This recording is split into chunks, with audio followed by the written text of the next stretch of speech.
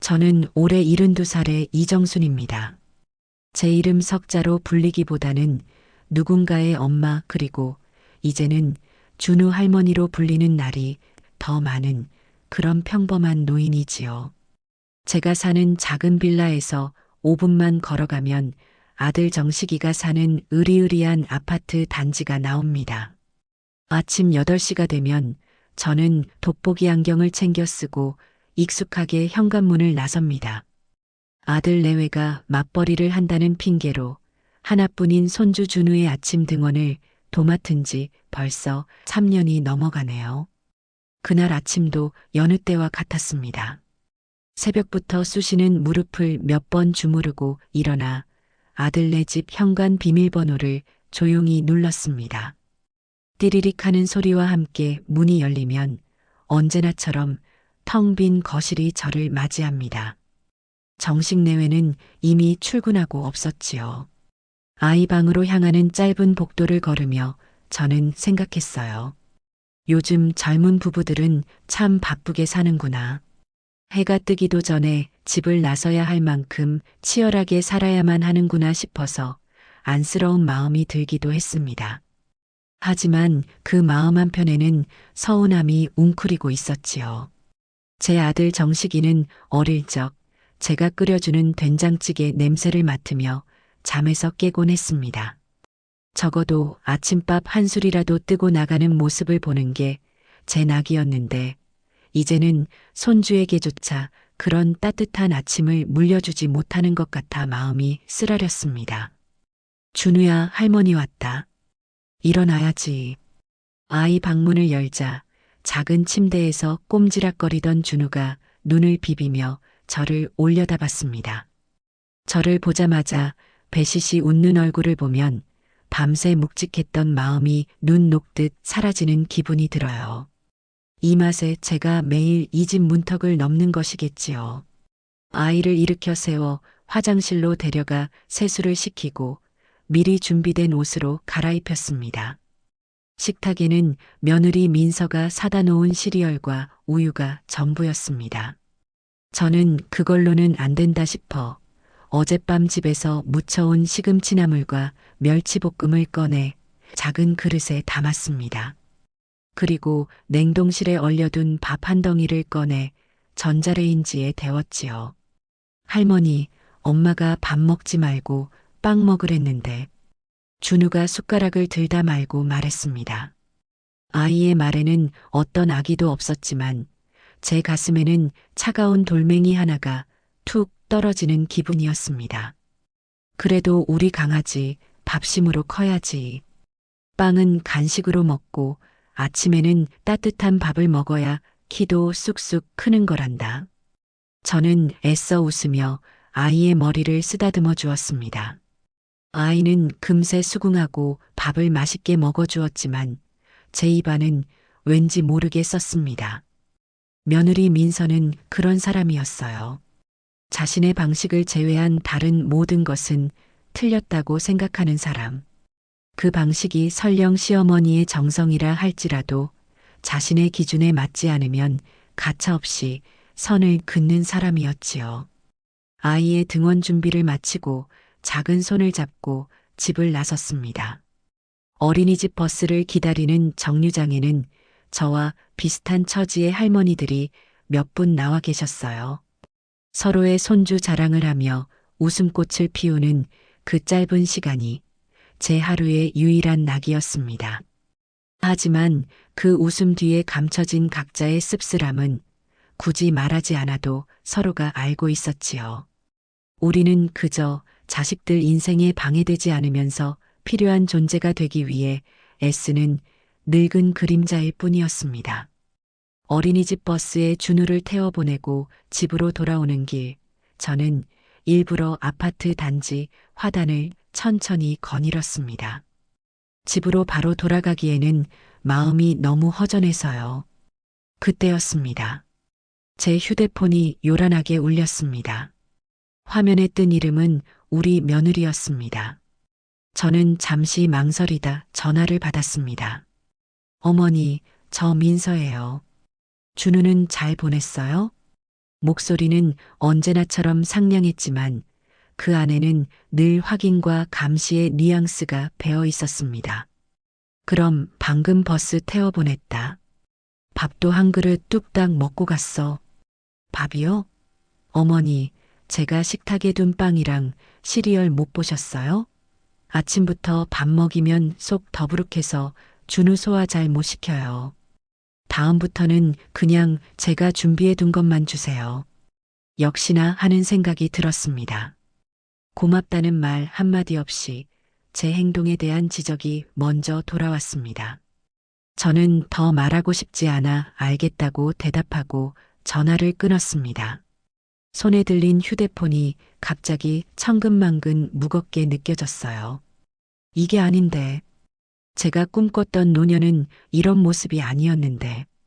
자식과 손주 곁에서 정을 나누며 조용히 살고 싶었을 뿐인데 어째서 저는 매일 아침마다 눈치를 보며 제 정성을 증명해야 하는 처지가 되었을까요?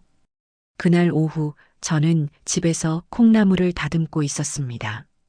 저녁에 아들 녀석이 좋아하는 콩나물국이라도 끓여보낼 참이었지요. 그때 또 민서에게서 전화가 왔습니다.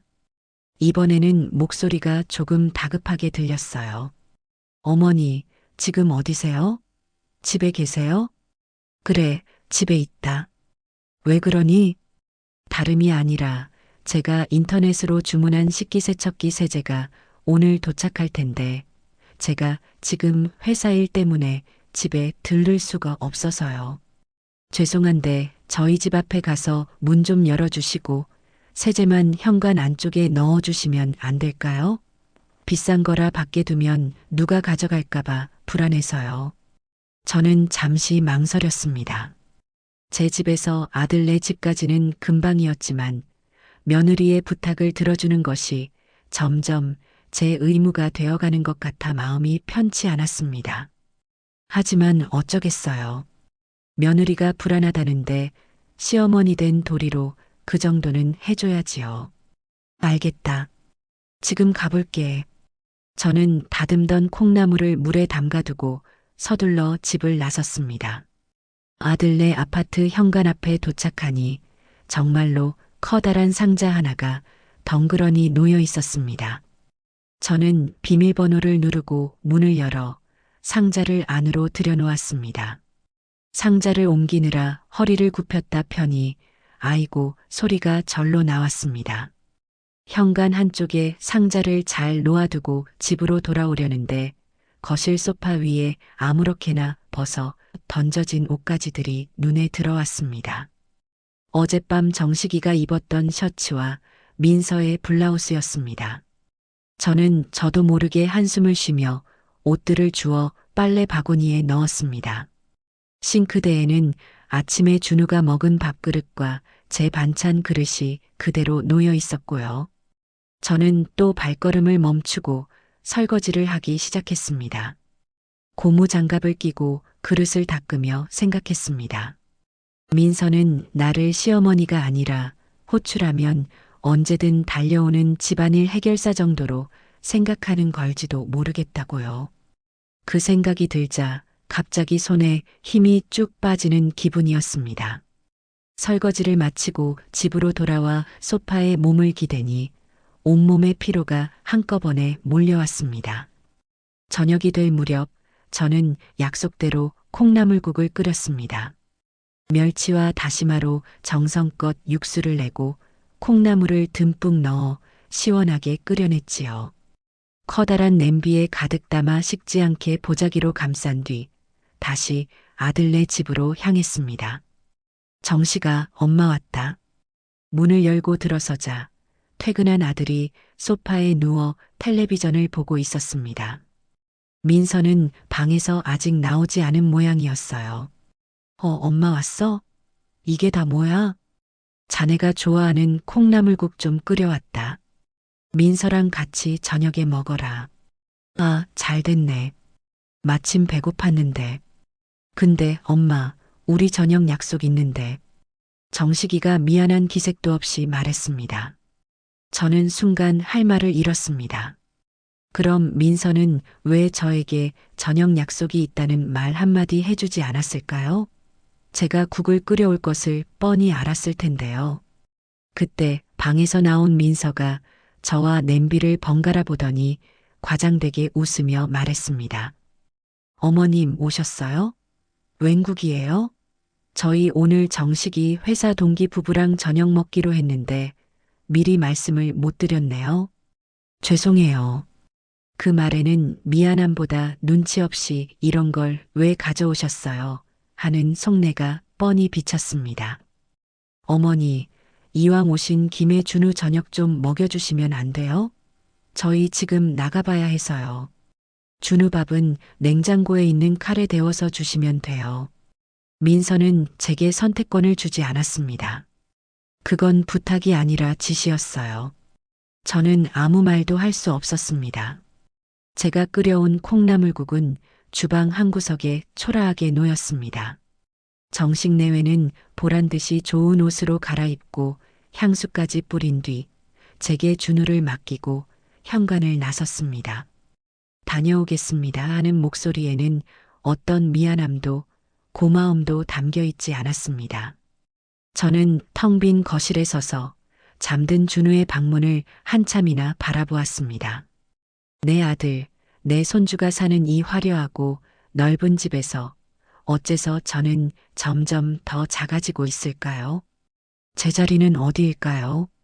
그날 밤 저는 제가 끓여온 콩나물국을 혼자서 꾸역꾸역 먹었습니다. 국물은 시원했지만 제 속은 답답하게 체한 듯이 뜨거웠습니다. 그것이 모든 것의 시작이었습니다. 아주 길고 지독한 이야기의 서막이었지요. 그날 제가 끓여간 콩나물국이 차갑게 식어가는 걸 보며 밤을 지새운 이후 제 마음속에는 이전과 다른 서늘한 바람이 불기 시작했어요. 눈에는 보이지 않지만 분명히 존재하는 날카로운 유리 조각 같은 게 마음 한구석에 콕 박혀버린 기분이었죠. 애써 괜찮은 척, 아무렇지 않은 척 웃어 보였지만 그 상처는 일상의 모든 순간에 존재감을 드러내며 저를 괴롭혔습니다.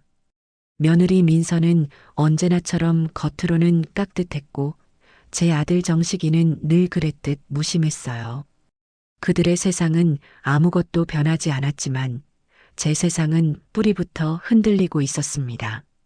화창한 주말이었어요. 모처럼 미세먼지 하나 없는 파란 하늘이 펼쳐진 날이라 저는 손주 준우를 데리고 아파트 단지 중앙에 있는 커다란 놀이터로 나갔어요.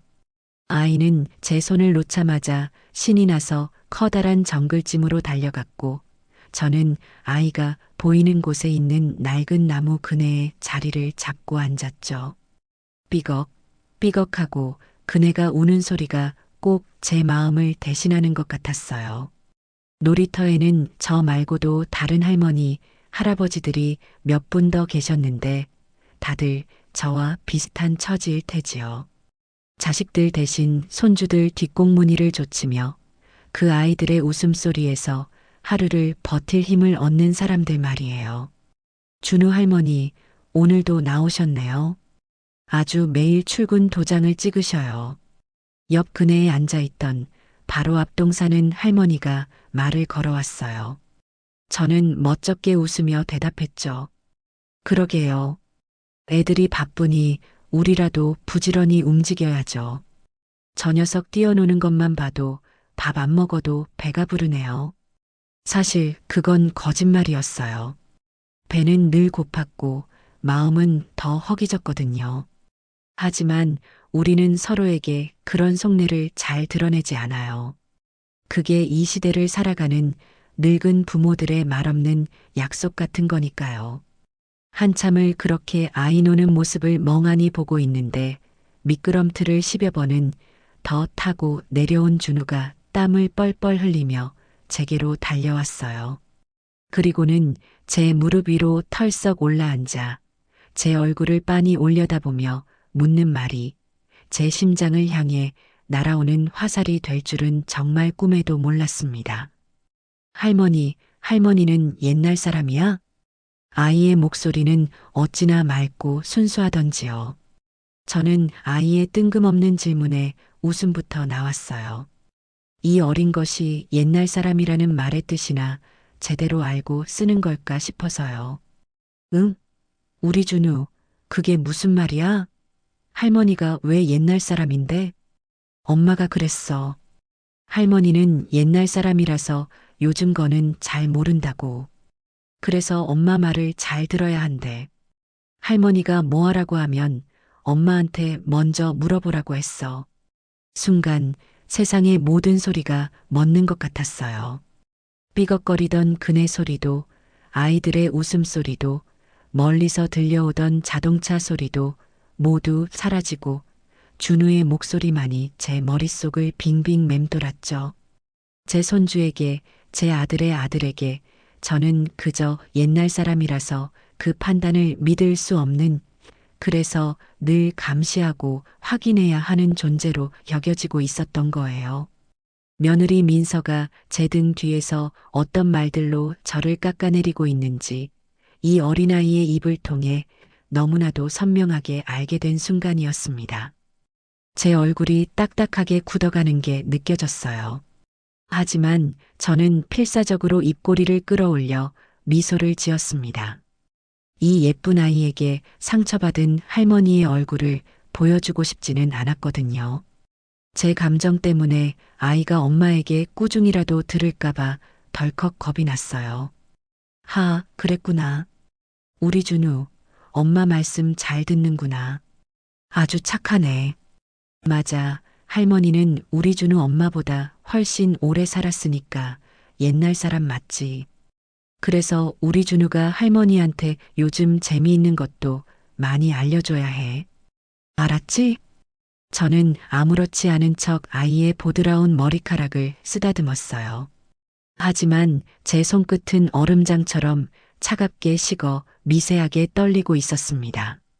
제가 살아온 모든 세월이, 제 평생이 옛날 것으로 치부되며 쓸모없다고 부정당하는 기분이었어요. 그날 이후 저는 준우 앞에서 무슨 말을 하기가 두려워졌습니다. 제가 무심코 뱉는 한마디가 민서의 귀에는 또 얼마나 구식이고 무식한 옛날 사람의 잔소리로 들릴까 싶어서요. 저는 점점 더 입을 닫고 지갑만 여는 그런 할머니가 되어가고 있었습니다. 며칠 뒤의 일이었어요. 민서가 백화점에서 하는 가구 할인 행사에 가야 한다며 제게 운전을 부탁했어요. 정식이는 출근했고 자신은 아직 운전이 서툴다는 게 이유였죠. 저는 거절할 명분도 없고 해서 민서를 조수석에 태우고 백화점으로 향했어요. 민서는 차에 타자마자 제 차에 놓인 방향제 냄새가 머리 아프다며 창문을 활짝 열더군요. 그 방향제는 얼마 전 무릎 아픈데 좋다는 말에 복지관 친구들과 쑥뜸 체험을 갔다가 오는 길에 친구가 선물해 준 것이었어요. 은은한 라벤더 향이 참 좋아서 일부러 제 운전석 가까이에 두었던 건데 민서에게는 그저 머리 아픈 냄새일 뿐이었죠. 백화점에 도착하자 민서는 저를 가구 매장이 아닌 명품관으로 이끌었어요. 아마 시어머니와 함께 쇼핑을 즐기는 다정한 며느리의 모습을 보여주고 싶었던 모양이에요. 민서는 화려한 가방과 구두들 앞에서 감탄사를 연발하며 제게 이건 얼마고 저건 어느 나라 브랜드인지 신이 나서 설명했어요. 저는 그 가격표들을 보며 속으로 혀를 내둘렀죠. 제가 시장 좌판에서 채소를 팔아 한 달 내내 벌어도 만져보기 힘든 돈이 저 작은 가죽 가방 하나에 붙어 있었으니까요. 어머니, 이 구두 예쁘지 않아요? 어머니도 이런 거 하나 신으셔야죠. 언제까지 그렇게 투박한 신발만 신으실 거예요? 민서는 악어 가죽처럼 보이는 뾰족한 구두를 가리키며 말했어요. 저는 제 낡은 운동화를 내려다보며 쓴웃음을 지었죠. 이 신발이 얼마나 제 무릎을 잘 받쳐주고 얼마나 편한지 민서는 평생 모를 거예요. 나는 이런 거 불편해서 못 신는다. 발이 편한 게 최고지. 에이, 어머니도 여자잖아요. 가끔은 이렇게 멋도 내고 그러셔야죠. 자꾸 편한 것만 찾으시니까 더 늙어 보이시는 거예요. 더 늙어 보인다는 말이 제 가슴을 후벼 팠어요.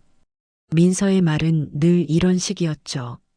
저를 위하는 척 예쁘게 포장했지만 그 안에는 제 취향과 삶의 방식을 무시하고 바꾸려 드는 오만함이 숨어 있었어요. 한참을 그렇게 끌려다니다가 민서가 봐두었다는 수입그릇 매장에 들렀어요. 민서는 그곳에서 알록달록한 접시 몇 개와 커피잔 2개를 골랐죠. 그리고는 계산대 앞에서 카드를 내밀었다가 잠시 후 아주 난처하다는 표정으로 저를 돌아봤습니다. 어머, 어떡하죠, 어머니? 제가 이 카드가 한도 초과인 줄 깜빡했네요. 다른 카드는 아침에 다른 가방에 넣어두고 그냥 나왔나 봐요.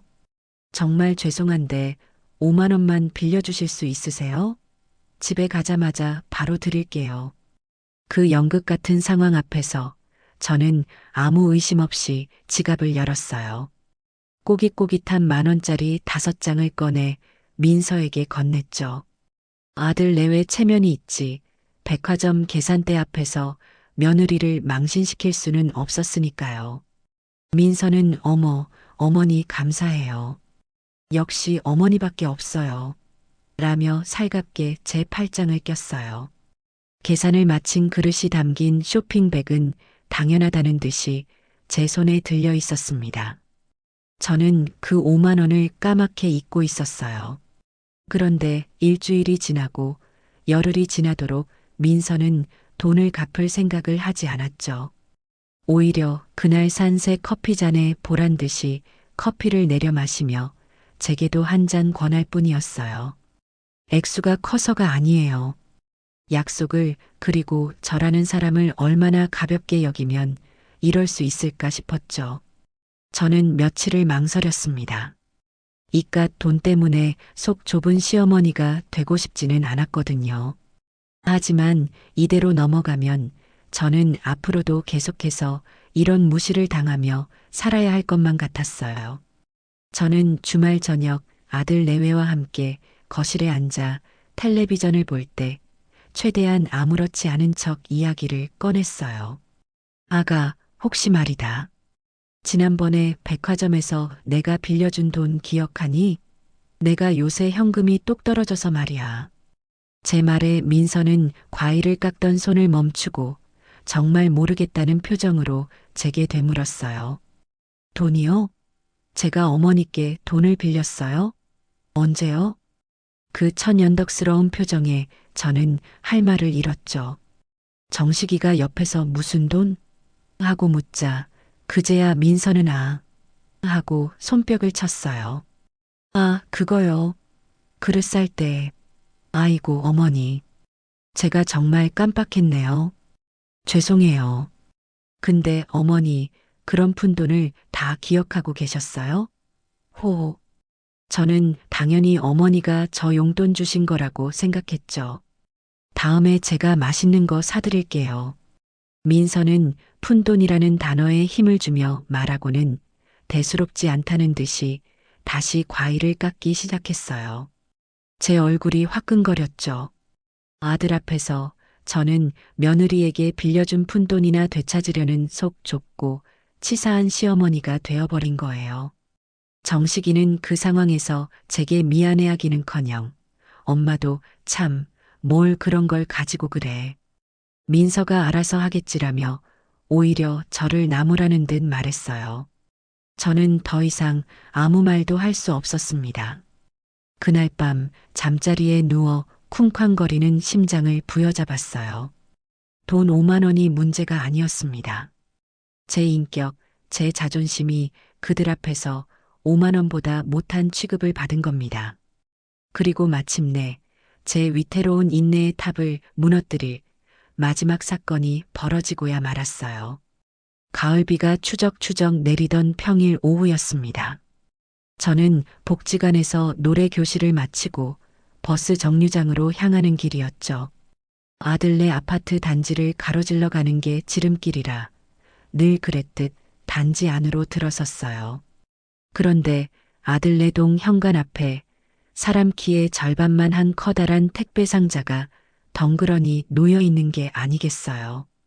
비닐에도 쌓여 있지 않은 종이 상자는 이미 짙은 갈색으로 젖어들고 있었죠. 상자 겉면에 붙은 운송장에는 파손주에 고가 전자제품이라는 붉은색 스티커가 붙어 있었습니다. 받는 사람은 아들 정식이었고 내용물은 하이엔드 스피커 세트라고 적혀 있었어요. 저는 순간 가슴이 철렁 내려앉았어요. 이렇게 비싸고 중요한 물건을 이렇게 비를 맞게 내버려 두다니. 배송기사도 무심하고 이걸 알고도 내버려 둔 아들 내외도 참 너무하다는 생각이 들었죠. 이대로 두면 상자 안의 기계까지 모두 젖어 망가질 것이 불 보듯 뻔했어요. 저는 잠시 망설였습니다. 이걸 또 내가 나서서 처리했다가 무슨 잔소리를 들을지 몰랐으니까요. 하지만 빗줄기는 점점 더 굵어지고 있었고 제 양심이 도저히 발걸음을 떼지 못하게 했어요. 그래, 나중에 욕을 먹더라도 아들 녀석의 비싼 물건이 망가지는 걸 보고만 있을 수는 없지. 이건 시어머니로서, 어른으로서 당연히 해야 할 일이다. 저는 그렇게 제 자신을 합리화하며 결심을 굳혔습니다. 가방을 한쪽 어깨에 고쳐 메고 상자의 양쪽을 힘껏 끌어안았어요. 으라차 하고 기압을 넣었지만 상자는 생각보다 훨씬 무거워 꼼짝도 하지 않았죠. 저는 늙고 약해진 제 몸이 원망스러웠어요. 하지만 포기할 수는 없었습니다. 저는 상자를 바닥에 끈 채 조금씩 현관 쪽으로 옮기기 시작했어요. 거친 시멘트 바닥에 상자가 끌리며 드드득 하는 소리를 냈죠. 상자 모서리가 조금 찢어지며 안에 스티로폼이 하얗게 드러났어요. 저는 그것을 보고 더 마음이 급해졌습니다. 몇 번이나 허리를 두드려가며 쉬기를 반복한 끝에 겨우 상자를 현관 안으로 들여놓는데 성공했어요. 비밀번호를 누르고 문을 열어 비가 들이치지 않는 복도 안쪽에 상자를 안전하게 세워두었죠. 온몸은 땀과 빗물로 축축했고 숨이 턱까지 차올라 심장이 터질 것 같았어요. 낑낑대느라 굽혔던 허리에서는 비명 같은 통증이 느껴졌습니다. 하지만 저는 마음만은 뿌듯했어요. 제가 또 한 건 해냈다고 아들 내외가 집에 돌아오면 분명 저에게 고마워할 것이라고 그렇게 믿었습니다. 젖은 옷을 툭툭 털고 집으로 돌아오면서도 이따가 아들에게 전화해 이 무용담을 들려주며 으쓱해야겠다고 생각했죠. 그것이 얼마나 어리석고 얼마나 끔찍한 착각이었는지 저는 단 몇 시간 뒤에 뼈저리게 깨닫게 될 운명이었습니다. 그날 저녁 저는 쑤시는 허리에 파스를 붙이고 소파에 누워 있었어요. 고된 노동 뒤의 휴식은 달콤해야 마땅하지만 어쩐지 마음 한구석이 계속 불안했죠. 그때였어요. 제 휴대폰이 마치 비명이라도 지르는 듯 요란하게 울리기 시작했습니다. 화면에 떠오른 우리 며느리라는 5글자가 그날따라 사형 선고처럼 느껴졌어요. 저는 불길한 예감에 심호흡을 한번 하고 전화를 받았습니다. 수화기 너머로 들려오는 민서의 목소리는 제 예상보다 훨씬 더 싸늘하고 분노에 차 있었어요. 어머니, 지금 당장 저희 집으로 좀 와보시겠어요? 어머니가 무슨 짓을 해놓으셨는지 직접 와서 보셔야 할 것 같아요. 다짜고짜 저를 죄인 취급하는 말투였죠. 무슨 일이냐고 물을 새도 없이 전화는 일방적으로 끊겼어요. 저는 심장이 철렁 내려앉는 것을 느끼며 쑤시는 허리를 일으켜 부랴부랴 옷을 챙겨 입었습니다. 밖은 이미 어두워져 있었고 빗줄기는 더욱 거세져 있었어요. 우산을 받쳐들고 아들네 집으로 향하는 그 짧은 길이 마치 지옥으로 향하는 길처럼 멀고 험하게 느껴졌습니다. 아들네 현관 앞에 도착하자 초인종을 누르기도 전에 문이 벌컥 열렸어요. 잔뜩 격앙된 얼굴에 민서가 팔짱을 낀 채 저를 위아래로 훑어보며 길을 비켜주지도 않고 서 있었습니다. 어머니, 이게 뭐예요? 제가 이걸 설명해 달라고 어머니를 여기까지 오시라고 한 거예요. 민서의 뾰족한 손가락은 거실 한가운데에 놓인 제가 오늘 오후에 사투를 벌이며 옮겨놓은 그 택배 상자를 가리키고 있었어요. 상자의 한쪽 모서리는 제가 바닥에 끌고 오느라 찢어져 있었고 젖은 부분이 얼룩덜룩하게 마르고 있었죠. 저는 아직도 상황 파악이 되지 않아 어리둥절한 표정으로 말했습니다. 아, 그거 말이니? 오늘 비가 너무 많이 오기에 젖을까봐 내가 안으로 들여놨다. 이게 보통 비싼 물건이 아니라고 쓰여 있기에 행여나 고장날까봐 걱정이 돼서 그랬지. 저는 여전히 제가 좋은 일을 했다고 믿고 있었어요. 당연히 칭찬받아 마땅하다고 생각했죠. 하지만 제 순진한 기대는 민서의 다음 말 한마디에 산산조각이 나고 말았습니다. 누가 어머니더러 이런 거 손대라고 하셨어요? 제가 제 물건, 아니 우리 물건에 함부로 손대지 말라고 몇 번이나 말씀드렸어요. 어머니, 귀가 잘 안 들리세요? 아니면 제 말을 무시하시는 거예요? 민서의 목소리는 히스테릭한 비명처럼 변해 있었어요. 그 고함 소리가 제 고막을 찢는 것 같았죠. 남의 물건이라는 말이 지난번보다 더 업그레이드 되어 이제는 제 지청각 능력과 인성까지 모욕하고 있었어요. 저는 너무나 황당하고 기가 막혀서 말문이 막혔습니다. 아니 민서야. 말이 너무 심한 거 아니니? 내가 걱정이 돼서 그런 걸 가지고 무슨 말을 그렇게 하니? 가족끼리 이게 무슨... 가족이요? 가족이면 남의 집에 와서 물건을 이렇게 망가뜨려도 되는 거예요? 이거 보세요, 어머니. 어머니가 이 상자를 바닥에 질질 끌고 오시는 바람에 이렇게 다 찢어지고 안에 충격이 갔을지 안 갔을지 어떻게 알아요? 이 안에 들어있는 스피커가 얼마나 민감하고 예민한 부품들로 만들어졌는지 어머니가 아시기나 하세요? 민서는 찢어진 상자 모서리를 손가락으로 후벼 파듯 가리키며 악을 썼어요. 마치 제가 아들의 재산에 어마어마한 손해라도 입힌 대역죄인이 된 기분이었죠. 제 선의와 노력은 한순간에 무식한 행동으로 둔갑했고 저는 변명할 기회조차 얻지 못했습니다. 억울함과 분노, 그리고 이루 말할 수 없는 서러움에 온몸이 부들부들 떨렸어요. 그때 구세주처럼 현관문이 열리며 퇴근한 아들 정식이가 들어왔습니다. 저는 마지막 희망을 걸고 아들을 향해 눈물 섞인 목소리로 억울함을 토로했어요. 정식아, 너 좀 와서 이 상황 좀 봐라. 내가 오늘 비가 와서 이 귀한 물건이 젖을까봐 이 늙은 몸으로 낑낑대며 집안에 들여놨더니 네 아내가 나한테 남의 물건을 망가뜨렸다면서 이렇게 난리를 치는구나. 내가 뭘 그렇게 잘못한 것이냐, 응? 저는 아들이 당연히 제 편에 서서 이 비상식적인 상황을 정리해 주리라 믿었어요. 세상 모든 자식이 그렇듯 제 아들 역시 제게는 든든한 내 편이어야 마땅했으니까요. 하지만 정식이는 저와 민서, 그리고 거실 중앙의 상자를 번갈아 보더니 깊고 긴 한숨을 내쉬었습니다. 그 한숨의 의미를 저는 너무나도 잘 알고 있었어요.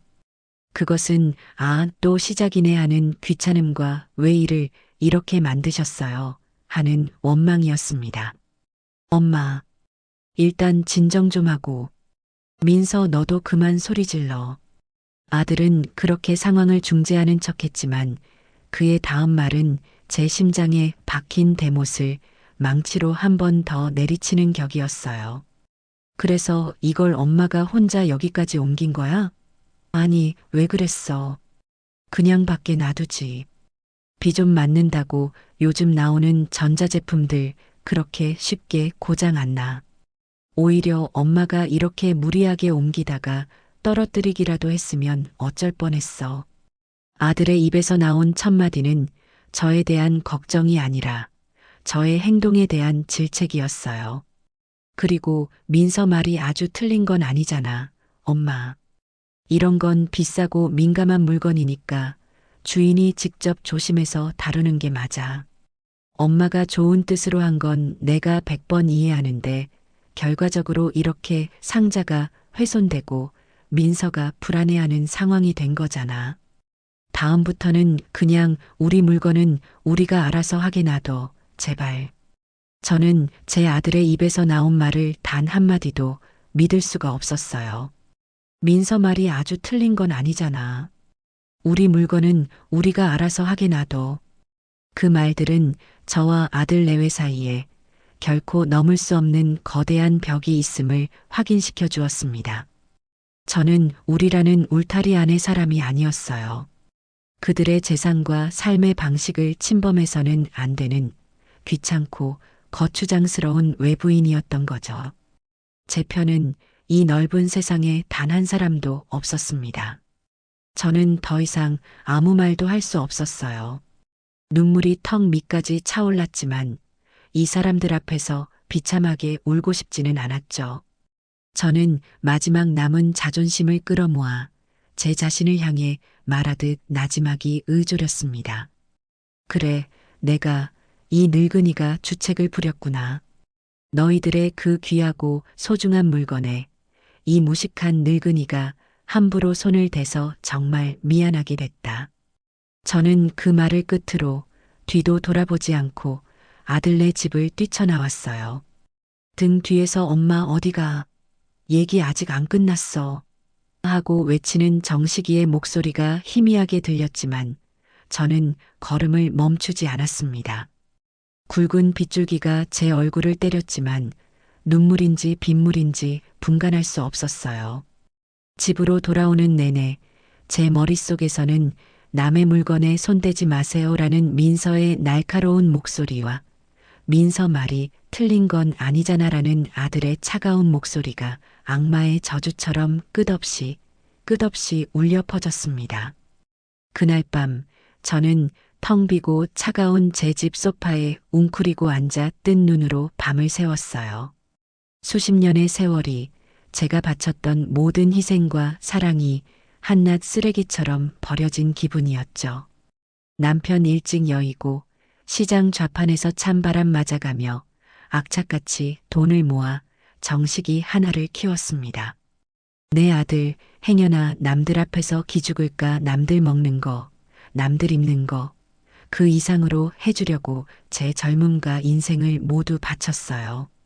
그렇게 애지중지 키워 장가를 보내고 번듯한 집에서 예쁜 손주까지 낳아 사는 것을 보며 저는 이제 내 인생의 모든 의무와 책임을 다했다고 이제는 좀 편안하게 늙어갈 수 있으리라 믿었습니다.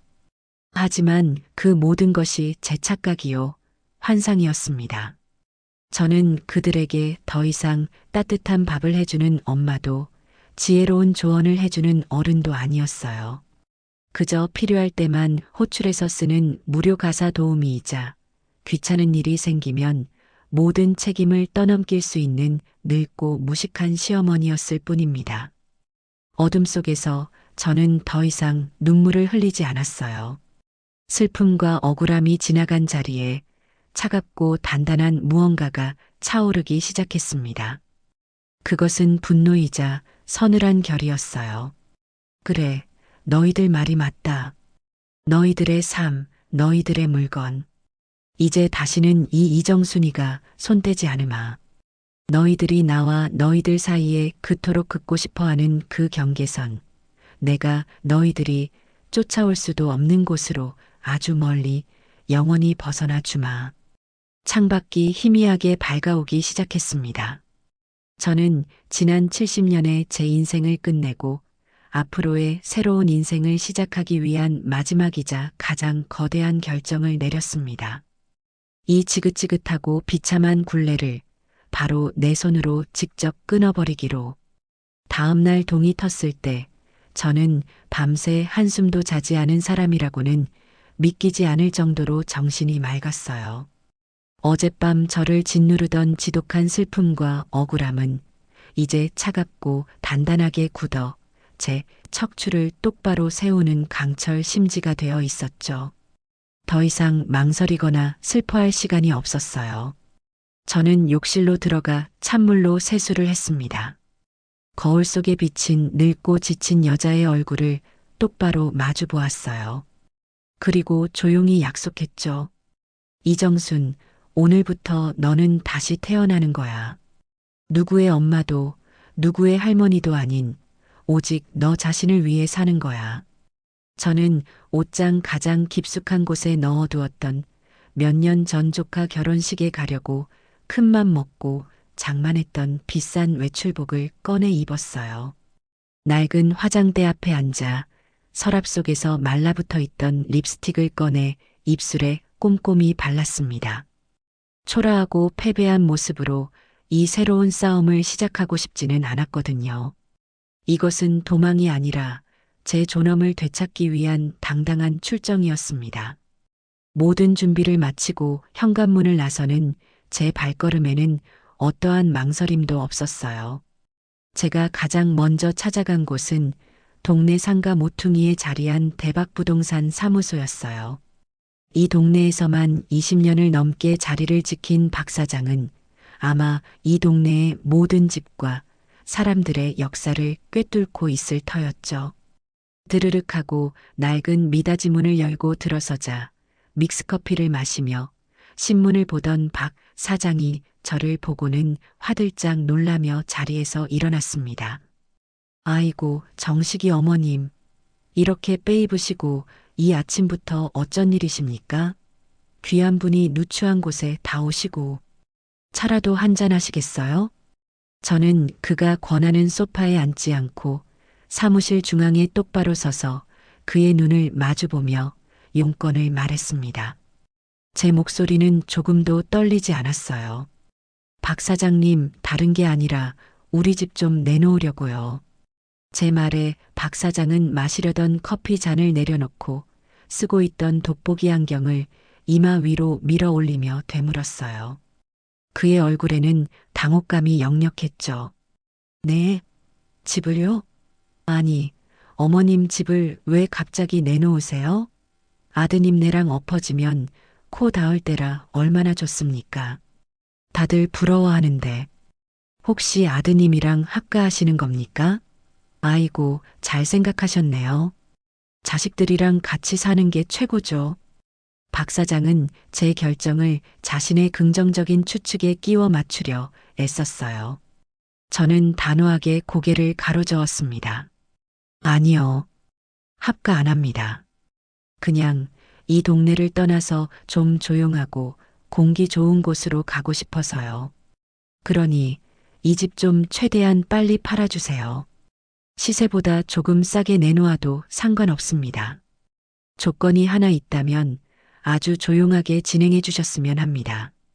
제가 집을 내놓았다는 사실을 제 아들 내외는 절대로 몰라야 해요. 제 단호한 어조와 아들 내외는 절대로 모르게라는 비밀스러운 조건에 박 사장은 그제야 무언가 심상치 않은 일이 벌어지고 있음을 직감한 듯 했어요. 그는 더 이상 제게 이유를 묻지 않았습니다. 대신 신중하고 진지한 표정으로 고개를 끄덕였죠. 알겠습니다, 어머님. 무슨 사정이 있으신지는 모르겠지만 제가 입이 무거운 사람인 건 아시지 않습니까? 어머님 뜻대로 책임지고 조용하고 신속하게 처리해 드리겠습니다. 어머님 집이야 워낙 볕도 잘 들고 깨끗하게 쓰셔서 아마 금방 새 주인 나타날 겁니다. 걱정 마십시오. 저는 박 사장에게 고맙다는 인사를 하고 부동산 사무소를 나섰어요. 문을 나서자 아침 햇살이 제 온몸을 감싸는 것 같았죠. 마치 제 인생의 새로운 시작을 세상이 응원해주는 듯한 기분이었습니다. 저는 곧장 버스를 타고 시내 중심가에 있는 커다란 시립 도서관으로 향했어요. 평생 책과는 담을 쌓고 살았지만 오늘만큼은 그곳이 제게 꼭 필요한 장소였습니다. 도서관 3층에 있는 디지털 정보실로 올라가니 젊은 학생들이 전부 컴퓨터 앞에 앉아 무언가에 열중하고 있었어요. 저는 쭈뼛거리며 빈자리에 앉아 어깨너머로 배운 실력으로 컴퓨터 전원을 켰죠. 인터넷 창을 열고 검색창에 바닷가 조용한 도시, 노인 혼자 살기 좋은 곳, 신축 소형 아파트 같은 단어들을 조심스럽게 입력했어요. 수많은 정보들이 화면에 쏟아져 나왔죠. 저는 서툴지만 꼼꼼하게 화면을 들여다보며 제가 살고 싶은 새로운 보금자리를 물색하기 시작했습니다. 강원도 속초, 동해, 강릉. 동해안의 푸른 바다 사진을 보는 것만으로도 가슴이 탁 트이는 기분이었어요. 경상남도 통영과 거제의 아기자기한 항구 마을도 마음에 들었죠. 저는 마치 세계 일주를 앞둔 여행자처럼 설레는 마음으로 각 도시의 장단점을 비교하고 아파트 시세와 주변 편의시설을 꼼꼼히 따져보았습니다. 그러다 제 눈길을 사로잡은 곳이 있었어요. 경북 울진의 한적한 해안가에 지은 지 1년도 채 안 된 신축 아파트였죠. 20평 남짓한 작은 평수였지만 혼자 살기에는 더할 나위 없이 넓어 보였어요. 무엇보다 제 마음을 사로잡은 것은 거실 통창 너머로 동해 바다가 한눈에 들어오는 그 그림 같은 풍경이었습니다. 저는 그 사진을 한참이나 넋을 잃고 바라보았어요. 저 창가에 앉아 매일 아침 떠오르는 해를 볼 수만 있다면 지난 세월의 모든 아픔을 씻어낼 수 있을 것만 같았거든요. 저는 그 아파트의 주소와 분양사무소 연락처를 가방에서 꺼낸 낡은 수첩에 정성껏 옮겨 적었습니다. 이번 주말에는 꼭 직접 그곳에 내려가 내 눈으로 확인하리라 굳게 마음먹었어요. 도서관을 나와 집으로 돌아오는 길, 제 발걸음은 마치 20살 처녀 시절처럼 가볍고 경쾌했어요. 수십 년간 저를 짓누르던 엄마와 할머니라는 이름의 무게를 벗어던지고 오롯이 이정순이라는 이름의 내 인생을 내 손으로 직접 설계하고 있다는 사실에 이제껏 느껴보지 못했던 짜릿한 해방감과 희망이 샘솟았죠. 집에 도착한 저는 그 기세를 몰아 수십 년간 쌓아두었던 묵은 짐들을 정리하기 시작했어요. 언젠가 쓸모가 있을 거라며 버리지 못했던 낡은 그릇들, 해지고 색이 바랜 옷가지들, 그리고 장롱 깊숙한 곳에 보관해 두었던 앨범들을 모두 꺼냈습니다. 앨범 속에는 빛바랜 제 과거가 고스란히 담겨 있었어요. 남편과 나란히 서서 어색하게 웃고 있는 결혼사진, 포대기에 쌓인 아들 정식이의 100일 사진, 손주 준우가 태어났을 때 병원에서 감격에 겨워 찍었던 사진. 사진 속에 저는 언제나 누군가의 곁에서 누군가를 위해 행복하게 웃고 있었죠. 하지만 그 어디에도 이정순이라는 여자 혼자만의 온전한 행복은 보이지 않았어요. 저는 그 앨범들을 커다란 상자에 넣어 테이프로 단단히 봉했습니다. 과거와의 진정한 작별이었습니다. 그렇게 며칠이 흘렀어요. 저는 주말에 떠날 울진 여행 계획을 세우며 마치 수학여행을 앞둔 여고생처럼 들뜬 마음으로 하루하루를 보내고 있었죠. 그때 불쑥 휴대폰이 울렸습니다. 화면에 뜬 우리 며느리라는 이름을 보는 순간 제 심장이 쿵 내려앉았어요. 올 것이 왔구나. 이것이 제 새로운 결심을 시험대에 올린 첫 번째 관문이라는 것을 직감했죠. 저는 잠시 숨을 고르고 최대한 평온한 목소리로 전화를 받았습니다. 여보세요. 어머니, 저 민서예요. 어디 아프신 거 아니죠? 왜 이렇게 연락이 안 되세요? 수화기 너머의 목소리는 걱정이 아니라 짜증이 섞인 질책이었어요. 그리고는 기다렸다는 듯이 형식적인 사과가 이어졌죠. 아, 그리고 어머니. 지난번 일은 정말 죄송했어요. 제가 그날 회사에서 너무 스트레스 받는 일이 있어서 어머니께 괜히 화풀이 했나 봐요. 남편한테도 엄청 혼났어요. 이해해 주실 거죠, 어머니? 저는 아무 대답도 하지 않았어요. 그 가볍고 성의 없는 사과를 받아줄 마음이 추호도 없었기 때문이죠. 제 침묵에 민서는 잠시 당황한 듯 했지만 곧바로 뻔뻔스럽게 본론을 꺼냈습니다. 다름이 아니라 어머니, 저희 이번 주 토요일에 정식이 회사 창립 기념일이라 부부 동반으로 등산 모임에 가야 하거든요. 아침 일찍부터 서둘러야 해서 준우 좀 봐주실 수 있으세요? 아마 저녁 아주 늦게나 들어올 수 있을 것 같아요. 부탁드릴게요, 어머니. 역시나 그들의 필요에 의해 저는 또다시 준우 할머니로 호출되고 있었어요. 과거의 저였다면 지난밤의 상처와 분노는 억지로 눌러 담은 채 하나뿐인 손주를 생각해 마지못해 알겠다고 대답했을 겁니다. 하지만 이제 저는 더 이상 과거의 이정순이 아니었어요. 미안하구나, 아가. 그날은 안 되겠다. 내가 아주 중요한 선약이 있어서 말이다. 저는 제 목소리가 그렇게 차분하고 단호하게 나갈 수 있다는 사실에 스스로도 놀랐어요. 수화기 너머로 순간 얼음 같은 정적이 흘렀죠. 민서의 목소리 톤이 한순간에 싸늘하게 바뀌는 것이 느껴졌습니다. 네, 선약이요? 어머니가 무슨 선약이 있으신데요? 복지관이라도 가세요? 민서의 목소리에는 어머니 같은 늙은이가 주말 아침부터 무슨 중요한 약속이 있겠어요. 하는 노골적인 의심과 불쾌함이 가득했어요. 글쎄다. 나도 이제 내 볼일도 좀 보고 사람도 만나고 하면서 살아야지 않겠니? 세상에 너희 부부만 바쁜 건 아니란다. 그러니 이번에는 너희가 다른 방법을 알아보렴. 베이비시터를 구하든지 아니면 모임에 안 가든지. 저는 그 말을 끝으로 민서가 무어라 더 말하기 전에 단호하게 전화를 끊었습니다. 손에 쥔 휴대폰이 뜨거웠고 심장이 미친 듯이 뛰었어요. 하지만 기분은 수십 년 묵은 체증이 한꺼번에 내려가는 것처럼 통쾌하고 상쾌했습니다. 처음으로 저는 그들의 일방적인 요구를 거절했어요. 처음으로 저는 제 시간을, 제 인생을 그들의 편의보다 우선순위에 두었습니다. 이것은 아주 작고 사소한 반격의 시작일 뿐이었습니다. 앞으로 제가 만들어갈 누구도 침범할 수 없는 제 왕국의 성벽을 쌓아 올리는 첫 번째 벽돌이었죠. 저는 창밖을 내다보았습니다. 어느새 하늘에는 저녁 노을이 붉게 번지고 있었어요.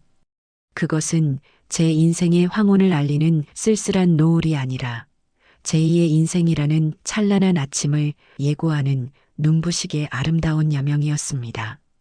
며느리 민서에게 처음으로 아니라고 말한 그날 이후 제 삶에는 미묘하지만 분명한 변화의 바람이 불기 시작했어요. 수십 년간 저를 짓누르던 투명한 족쇄가 하나 풀어진 느낌이었죠. 물론 그날 이후 민서에게서는 어떤 연락도 오지 않았어요. 아마 단단히 삐졌거나 혹은 제 단호한 태도에 당황해서 어떻게 반응해야 할지 모르고 있을 테지요. 아들 정식이 역시 마찬가지였습니다. 제 아내는 제 엄마와 싸웠는데 그 중간에서 중재를 하거나 제 안부를 묻는 전화 한 통 없었어요. 아마 시간이 지나면 엄마가 알아서 풀리겠지 하고 안일하게 생각하고 있었을 겁니다. 그들의 그 오만한 침묵이 오히려 제 결심을 더욱 단단하게 만들어주고 있었습니다. 부동산에 집을 내놓은 지 딱 사흘째 되던 날이었어요. 오후에 마늘이나 좀 까려고 거실에 신문지를 펼쳐놓고 있는데 박 사장에게서 전화가 왔어요. 그의 목소리는 평소보다 한 톤 높아져 있었죠. 어머님, 좋은 소식이 있습니다. 어머님 집을 보고 싶다는 분이 나타났어요. 신혼부부인데 아드님네 아파트에 전세로 살다가 이번에 첫 집을 장만하려는 모양입니다. 어머님이 워낙 집을 깨끗하게 쓰셔서 사진만 보고도 아주 마음에 들어해요. 오늘 저녁에라도 바로 집을 볼 수 있을까요? 저는 순간 심장이 쿵 하고 내려앉는 것 같았어요. 이렇게 빨리요? 하지만 이내 마음을 다잡았습니다. 이건 좋은 징조였어요. 하늘이 제 새로운 출발을 돕고 있는 게 분명했습니다. 저는 떨리는 목소리를 가다듬고 차분하게 대답했죠. 네, 박 사장님. 저녁에 오시라고 하세요. 제가 잘 준비하고 있겠습니다. 전화를 끊고 저는 까던 마늘도 내팽개치고 집안을 쓸고 닦기 시작했어요. 혹여나 흠이라도 잡혀서 계약이 안 될까봐 노심초사했죠. 낡았지만 평생을 바쳐 갖고 온 제 집의 마지막 가치를 최고로 인정받고 싶었습니다. 구석구석 먼지를 닦고 창문을 활짝 열어 환기를 시켰어요. 화장실 타일 사이에 물때까지 락스를 묻힌 칫솔로 박박 문질러 닦았죠. 온몸이 땀으로 흠뻑 젖었지만 조금도 힘들지 않았어요. 오히려 이 집을 떠나기 위한 성스러운 의식을 치르는 기분이었습니다. 저녁 7시쯤 박 사장이 젊은 신혼부부 한 쌍을 데리고 집으로 들어왔어요. 남자는 제 아들 정식이 또래로 보였고 여자는 이제 막 30줄에 들어선 앳된 얼굴이었죠. 그들은 집 안으로 들어서자마자 와, 정말 깨끗하다. 햇빛도 잘 들고요. 라며 감탄했어요. 저는 그들의 모든 질문에 미소를 띤 채 성심성의껏 대답했습니다. 이 집의 남향 창문이 여름에는 얼마나 시원하고 겨울에는 얼마나 따뜻한지, 위층에는 누가 살고 아래층에는 누가 사는지, 동네의 어느 떡볶이집이 맛있고 어느 세탁소가 좀 씨가 좋은지. 젊은 아내는 제 설명을 들으며 연신 고개를 끄덕였고 제 손을 꼭 잡으며 말했어요. 어머님이 정말 정부치고 사신 집이라는 게 느껴져요. 저희가 이 집에 살게 되면 어머님처럼 아끼고 깨끗하게 잘 살게요. 그 말에 저는 순간 울컥하고 말았죠. 지난 수십 년간 제 아들과 며느리에게서는 단 한 번도 들어보지 못했던 따뜻한 말이었습니다. 이 집의 가치를, 제가 살아온 세월의 가치를 이생면부지의 젊은 부부가 알아봐주는 것 같아 눈시울이 뜨거워졌어요. 그들이 돌아가고 1시간쯤 지났을까 박 사장에게서 다시 전화가 왔습니다. 그의 목소리는 흥분으로 가득 차 있었죠. 어머님, 계약하자고 합니다. 어머님이 제시한 가격에서 단돈 10원도 깎지 않고 그대로 계약하겠다고 하네요. 내일이라도 당장 계약서 쓰자고 난리입니다. 저는 수화기를 든 채 그 자리에 한참이나 서 있었어요. 모든 것이 너무나 순조롭게 마치 잘 짜인 각본처럼 흘러가고 있었습니다. 다음 날 저는 박 사장의 부동산 사무실에서 제 인생이 담긴 집을 파는 계약서에 도장을 찍었습니다. 제 이름 석자 옆에 선명하게 찍히는 붉은 인주를 보며 저는 이것이 과거의 이정순에게 보내는 사망 선고이자 새로운 이정순에게 내리는 출생신고서라는 생각을 했습니다. 계약금을 제 통장으로 송금받고 사무실을 나오는데 다리가 후들거려 걷기조차 힘들었어요. 하지만 이건 슬픔 때문이 아니었습니다. 너무나 큰 해방감과 벅찬 감정이 한꺼번에 몰려왔기 때문이었죠. 이제 돌아갈 다리는 불태워졌습니다. 저는 곧장 고속버스 터미널로 가서 주말 아침 일찍 울진으로 떠나는 버스표를 예매했어요. 그리고 그 주 주말 저는 제 인생 최초의 나 홀로 여행을 떠났습니다. 새벽 버스에 몸을 싣고 창밖을 바라보는데 익숙한 도시의 풍경이 점점 멀어지는 것을 보며 저는 비로소 웃을 수 있었어요. 버스가 고속도로를 달리고 차창 밖 풍경이 잿빛 빌딩에서 푸른 산과 들로 바뀌는 동안 저는 정말 오랜만에 깊은 잠에 빠져들었습니다. 울진에 도착하니 서울과는 공기부터가 달랐어요. 비릿하면서도 상쾌한 바다 내음이 제 폐부 깊숙한 곳까지 시원하게 씻어주는 기분이었죠. 저는 미리 연락해둔 부동산 소장을 만나 제가 점 찍어두었던 그 신축 아파트로 향했습니다. 사진으로만 보던 것보다 훨씬 더 웅장하고 깨끗한 건물이었어요. 엘리베이터를 타고 12층에서 내리자 소장이 열쇠로 현관문을 열어주었습니다. 자, 들어오시죠. 아직 아무도 살지 않은 새 집입니다. 문이 열리는 순간 저는 숨을 멈췄습니다. 거실의 커다란 통창 너머로 끝없이 펼쳐진 동해 바다가 그림처럼 펼쳐져 있었기 때문이에요. 윤슬이 부서지는 푸른 바다, 수평선 위를 유유히 떠다니는 뭉게구름, 끼룩거리며 나는 갈매기떼. 그 모든 것이 마치 저를 위해 준비된 무대 같았어요. 저는 신발을 벗는 것도 잊은 채 창가로 다가가 한참이나 바다를 바라보았습니다. 철썩하고 부서지는 파도 소리가 마치 제 심장 소리처럼 들렸어요. 어떠세요, 어머님? 전망 하나는 정말 끝내주죠? 부동산 소장의 말에 저는 겨우 정신을 차렸어요. 네, 정말 좋네요. 정말 좋아요. 저는 빈 아파트의 방들을 하나하나 둘러보았습니다. 안방으로 쓸 방, 손님이 오면 내어줄 작은 방, 그리고 제 서재 겸 작업실로 쓸 또 다른 작은 방. 저는 이미 머릿속으로 가구 배치를 끝내고 있었어요. 창가에는 흔들의자를 놓고 벽에는 제가 좋아하는 풍경화를 걸고 작은 방에는 서예를 할 수 있는 커다란 책상을 놓을 참이었죠. 이 모든 공간을 오롯이 저 혼자 제 취향대로 채울 수 있다는 사실에 가슴이 벅차올랐습니다. 소장님, 저 이 집으로 계약할게요. 제 결정은 단호했습니다. 조금의 망설임도 없었어요. 그날 오후 저는 그 자리에서 바로 아파트 계약서에 도장을 찍었습니다. 제 인생의 두 번째 집, 아니, 어쩌면 첫 번째 진짜 내 집이 생기는 순간이었습니다. 서울로 돌아오는 버스 안에서 저는 제 통장에 찍힌 계약금 액수와 새로 생긴 집의 계약서를 몇 번이고 다시 들여다보았어요. 이건 꿈이 아니었어요. 제가 제 힘으로 이뤄낸 현실이었습니다. 그렇게 제 비밀스러운 계획이 착착 진행되는 동안 아들 정식이에게서 전화가 한 통 걸려왔어요. 아마 민서가 일러 바쳤거나 아니면 제 침묵이 길어지자 슬슬 불안해진 모양이었죠. 엄마, 나 정식인데. 잘 지내? 요즘 왜 이렇게 연락이 잘 안 돼? 전화해도 잘 안 받고. 아들의 목소리에는 서운함과 짜증이 섞여 있었어요.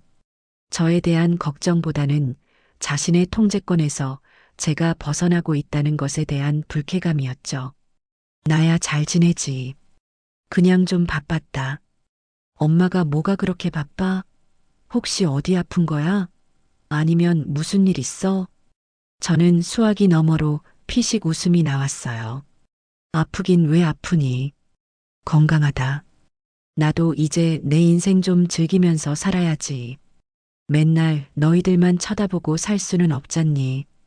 저는 최대한 아무렇지 않게 명랑한 목소리로 말했어요. 정식이는 제 말의 진짜 의미를 전혀 눈치채지 못하는 것 같았죠. 엄마도 참, 무슨 인생을 즐겨. 복지관이라도 더 다니는 거야? 암튼 주말에 민서랑 준우 데리고 집에 한번 들를게. 맛있는 거나 해놔. 아들은 제 대답을 듣지도 않고 일방적으로 자신의 용건만 말하고 전화를 끊었습니다. 맛있는 거나 해놔. 그 말 한마디에 정식이가 저를 어떻게 생각하는지 모든 것이 담겨 있었어요. 저는 더 이상 엄마가 아니라 자신들이 원할 때 언제든 맛있는 음식을 제공하는 식당 주인 같은 존재였던 겁니다. 저는 끊어진 전화를 들고 쓴웃음을 지었습니다. 그래, 어디 한번 와보렴. 너희들이 마주하게 될 것이 과연 맛있는 밥상일지 아니면 텅 빈 집일지 어디 한번 기대해 보렴. 저는 제 손에 들린 울진의 새 아파트 계약서를 보며 다가올 그날을 조용히 기다리고 있었습니다. 집을 팔고 잔금을 치르기까지의 시간은 제게 주어진 마지막 유예 기간과도 같았어요. 저는 그 시간 동안 이삿짐을 싸고 제 과거를 정리하며 새로운 삶을 준비했습니다. 이사업체는 박 사장이 소개해준 입이 무겁고 일 처리가 꼼꼼하기로 소문난 곳으로 정했어요. 이사 날짜는 평일 오전으로 잡았죠. 아들 내외가 모두 회사에 가고 없을 가장 조용하고 완벽한 시간이었습니다. 저는 매일 조금씩 짐을 쌌습니다. 그 과정은 마치 제 인생의 한 페이지 한 페이지를 다시 넘겨보는 것 같았어요. 장롱 속에서 수십 년 된 낡은 앨범을 꺼내보았죠. 빛바랜 사진 속에는 남편과 함께한 어색한 신혼 시절, 아들 정식이가 태어나 처음으로 제 품에 안겼던 순간, 그리고 손주 준우의 재롱에 마냥 행복해하던 제 모습이 담겨 있었어요. 저는 그 사진들을 한참이나 들여다보다가 결국 모두 커다란 상자에 넣어 봉해버렸습니다. 과거는 과거일 뿐, 제 새로운 인생에 함께 가져갈 짐은 아니었으니까요. 주방의 낡은 그릇들도 정리했어요. 이가 빠진 사기 그릇, 손잡이가 떨어진 냄비, 정식이가 어릴 때 쓰던 플라스틱 컵. 그 모든 것들에는 제 땀과 세월의 흔적이 묻어 있었죠. 저는 그것들을 하나하나 신문지에 싸서 버릴 물건을 담는 자루에 넣었습니다. 울진의 새 집에는 반짝이는 새 그릇들을 들여놓을 참이었어요. 오롯이 저 혼자 저를 위해 사용할 예쁜 그릇들로요. 짐을 싸는 동안에도 민서에게서는 간간히 문자가 왔어요. 아마 지난번 통화에서 제가 약속이 있다며 거절한 것에 아직도 분이 안 풀린 모양이었죠. 이사하기 며칠 전 또다시 문자가 한 통 도착했습니다. 어머니, 이번 주말에는 정말 아무 약속 없으시죠? 저희 시댁 쪽 친척 결혼식이 있는데 준우를 데려갈 수가 없어서요. 금요일 저녁에 저희 집으로 와서 주무시고 토요일 하루 종일 준우 좀 봐주세요. 일요일 아침에 저희가 데리러 갈게요. 그건 부탁이 아니라 제 일정을 멋대로 정해서 통보하는 명령서였어요. 심지어 제 집도 아닌 자신들의 집으로 와서 자고 가라는 그 뻔뻔함에 기가 막혔죠. 저는 그 문자를 한참이나 노려보다가 아무 대답도 하지 않고 그냥 삭제해버렸습니다. 그것이 그들에게 보내는 제 마지막 대답이었습니다. 너희들의 그 이기적인 요구에 나는 더 이상 응답하지 않겠다. 이사 전날 저는 아침 일찍 은행으로 향했어요. 집을 판 잔금이 모두 들어온 통장을 앞에 놓고 저는 한참이나 그 숫자를 들여다보았습니다. 제 평생을 바쳐 이룬 작지만 소중한 재산이었죠. 과거의 저였다면 이 돈의 상당 부분을 아들 내외에게 무슨 일이 생기면 줘야지 하며 비상금으로 떼어놓았을 겁니다. 하지만 이제는 아니었어요. 이 돈은 온전히 저를 위한 것이었습니다. 저는 은행 직원에게 이 돈의 절반은 안정적인 노후연금 상품에 투자해달라고 요청했어요.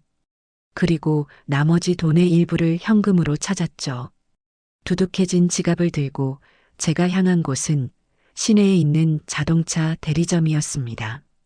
평생 남편 차, 아들 차 조수석에만 앉아봤지 제 이름으로 된 차를 가져본 적이 없었어요. 대리점에 들어서자 번쩍이는 새 차들과 젊은 영업사원들이 저를 어색하게 만들었죠. 한 젊은 직원이 다가와 뭘 도와줄지 물었어요. 아마 차를 사러 온 고객이 아니라 길을 잃은 노인쯤으로 생각했을지도 몰라요. 저 차 좀 보러 왔는데요. 제 말에 그는 조금 놀란 표정을 짓더니 이내 능숙하게 차들을 소개하기 시작했어요. 저는 그의 설명을 들으며 가장 작고 운전하기 편해 보이는 소형차 앞에 섰습니다. 반짝이는 하얀색 차체가 꼭 저처럼 새로운 시작을 기다리는 것 같아 마음에 들었어요. 이 차로 할게요. 이걸로 계약하고 싶습니다. 제 단호한 결정에 영업사원은 더 놀란 눈치였죠. 이것저것 따지고 몇 번은 더 와볼 거라 생각했던 모양이에요. 저는 그 자리에서 제가 찾아온 현금 뭉치로 계약금을 지불했습니다. 할부 안 하시고 일시불로 하시는 거 맞으시죠? 하고 몇 번이나 되묻는 그에게 저는 당당하게 고개를 끄덕였습니다. 제 인생의 첫 차, 그것도 온전히 제 돈으로 사는 차였습니다. 차는 이틀 뒤에 제 옛집 앞으로 배달되기로 했어요. 이삿짐 트럭과 함께 저를 새로운 세상으로 실어다 줄 저의 든든한 동반자였죠. 그리고 이사 당일 새벽이 밝았습니다. 저는 뜬 눈으로 밤을 새우고 마지막으로 텅 빈 집을 둘러보았어요. 모든 짐이 꾸려지고 제 손가방 하나만 덩그러니 남아 있었죠. 동이 트기 전에 푸르스름한 어둠 속에서 약속된 시간에 맞춰 드르륵하고 이삿짐 센터 트럭이 골목으로 들어서는 소리가 들렸습니다. 제 심장이 세차게 뛰기 시작했어요. 일사불란하게 움직이는 이삿짐 센터 직원들 덕분에 제 평생의 살림살이는 2시간이 채 안 되어 거대한 트럭 안으로 모두 옮겨졌습니다. 텅 비어버린 집 안은 제 목소리마저 울릴 정도로 공허했어요. 저는 마지막으로 현관문을 잠그고 열쇠를 집 안으로 던져 넣었습니다. 더 이상 이 집에 돌아올 일은 없다는 저 자신과의 약속이었죠. 골목을 빠져나오자 어제 배달된 제 하얀색 새 차가 아침 햇살을 받아 반짝이고 있었어요. 저는 조심스럽게 운전석에 앉아 시동을 걸었습니다. 부르릉 하는 엔진 소리가 제 새로운 심장 소리처럼 힘차게 느껴졌어요. 저는 이삿짐 트럭의 뒤를 따라 수십 년간 살았던 정든 동네를 빠져나왔습니다. 백미러로 점점 작아지는 아들네 아파트 단지를 보았지만 이상하게도 눈물은 한 방울도 나지 않았습니다. 대신 아주 오랫동안 잊고 살았던 자유라는 감각이 온몸으로 느껴졌어요. 저는 엑셀을 힘껏 밟았습니다. 동해의 푸른 바다가 저의 새로운 인생이 저를 기다리고 있었습니다. 그날은 토요일이었습니다. 제가 새로운 보금자리인 울진에서 이삿짐을 풀며 새로운 공기를 마시고 있을 바로 그 시각, 서울에 남아있던 아들 내외는 자신들에게 어떤 재앙이 닥쳐오고 있는지 전혀 상상하지 못하고 있었을 거예요. 그들의 세상은 여전히 제가 그들의 발밑에 단단히 깔려 있다고 믿고 있었을 테니까요. 그날 아침 아들네 집의 풍경은 아마 여느 주말과 다르지 않았을 겁니다. 늦잠을 자고 일어난 정식이는 소파에 드러누워 텔레비전 채널이나 돌리고 있었을 테고 민서는 거울 앞에서 외출 준비에 한창이었겠죠. 아마 입으로는 계속 투덜거리고 있었을 거예요. 정말 너무하시는 거 아니야? 자기가 무슨 대단한 사람이라고 전화를 이렇게 안 받아? 일부러 사람 애 태우는 것도 아니고. 나이 들수록 애가 된다더니 딱 그 짝이라니까. 민서는 며칠째 제 전화를 받지 않는 저에 대한 불만을 그렇게 쏟아냈을 겁니다. 옆에서 듣고 있던 정식이는 아마 귀찮다는 듯이 대꾸했겠죠. 바쁘신가 보지. 조금 이따 다시 해봐. 가보면 집에 계실 거야. 바쁘긴 뭐가 바빠. 맨날 집에만 있는 노인이. 이건 그냥 우리한테 일부러 삐졌다고 시위하는 거잖아. 지난번에 내가 한마디 했다고 아직도 뒤끝이야. 정말 속 좁아. 그들의 대화 속에서 저는 이미 속 좁고 뒤끝 있는 늙은이가 되어 있었습니다. 저에 대한 일말의 걱정이나 궁금증은 없었어요. 그저 자신들의 계획에 차질을 주는 귀찮고 성가신 존재일 뿐이었죠. 그들은 곧 가게 될 화려한 결혼식과 그곳에서 만날 사람들에게 어떤 옷을 입고 어떤 표정을 지을지에 대해서만 이야기했을 겁니다. 그 모든 계획의 바탕에는 준우는 당연히 할머니가 봐줄 것이다라는 흔들림 없는 전제가 깔려 있었고요. 외출 준비를 마친 그들은 준우의 손을 잡고 집을 나섰습니다.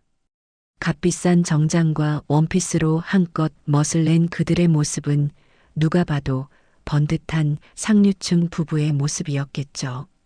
차를 몰아 제 옛집이 있는 익숙한 골목으로 들어서면서도 그들은 자신들이 곧 마주하게 될 현실을 전혀 예측하지 못했습니다. 제 집 앞에 도착한 그들은 당연하다는 듯이 차에서 내려 현관문으로 향했을 거예요.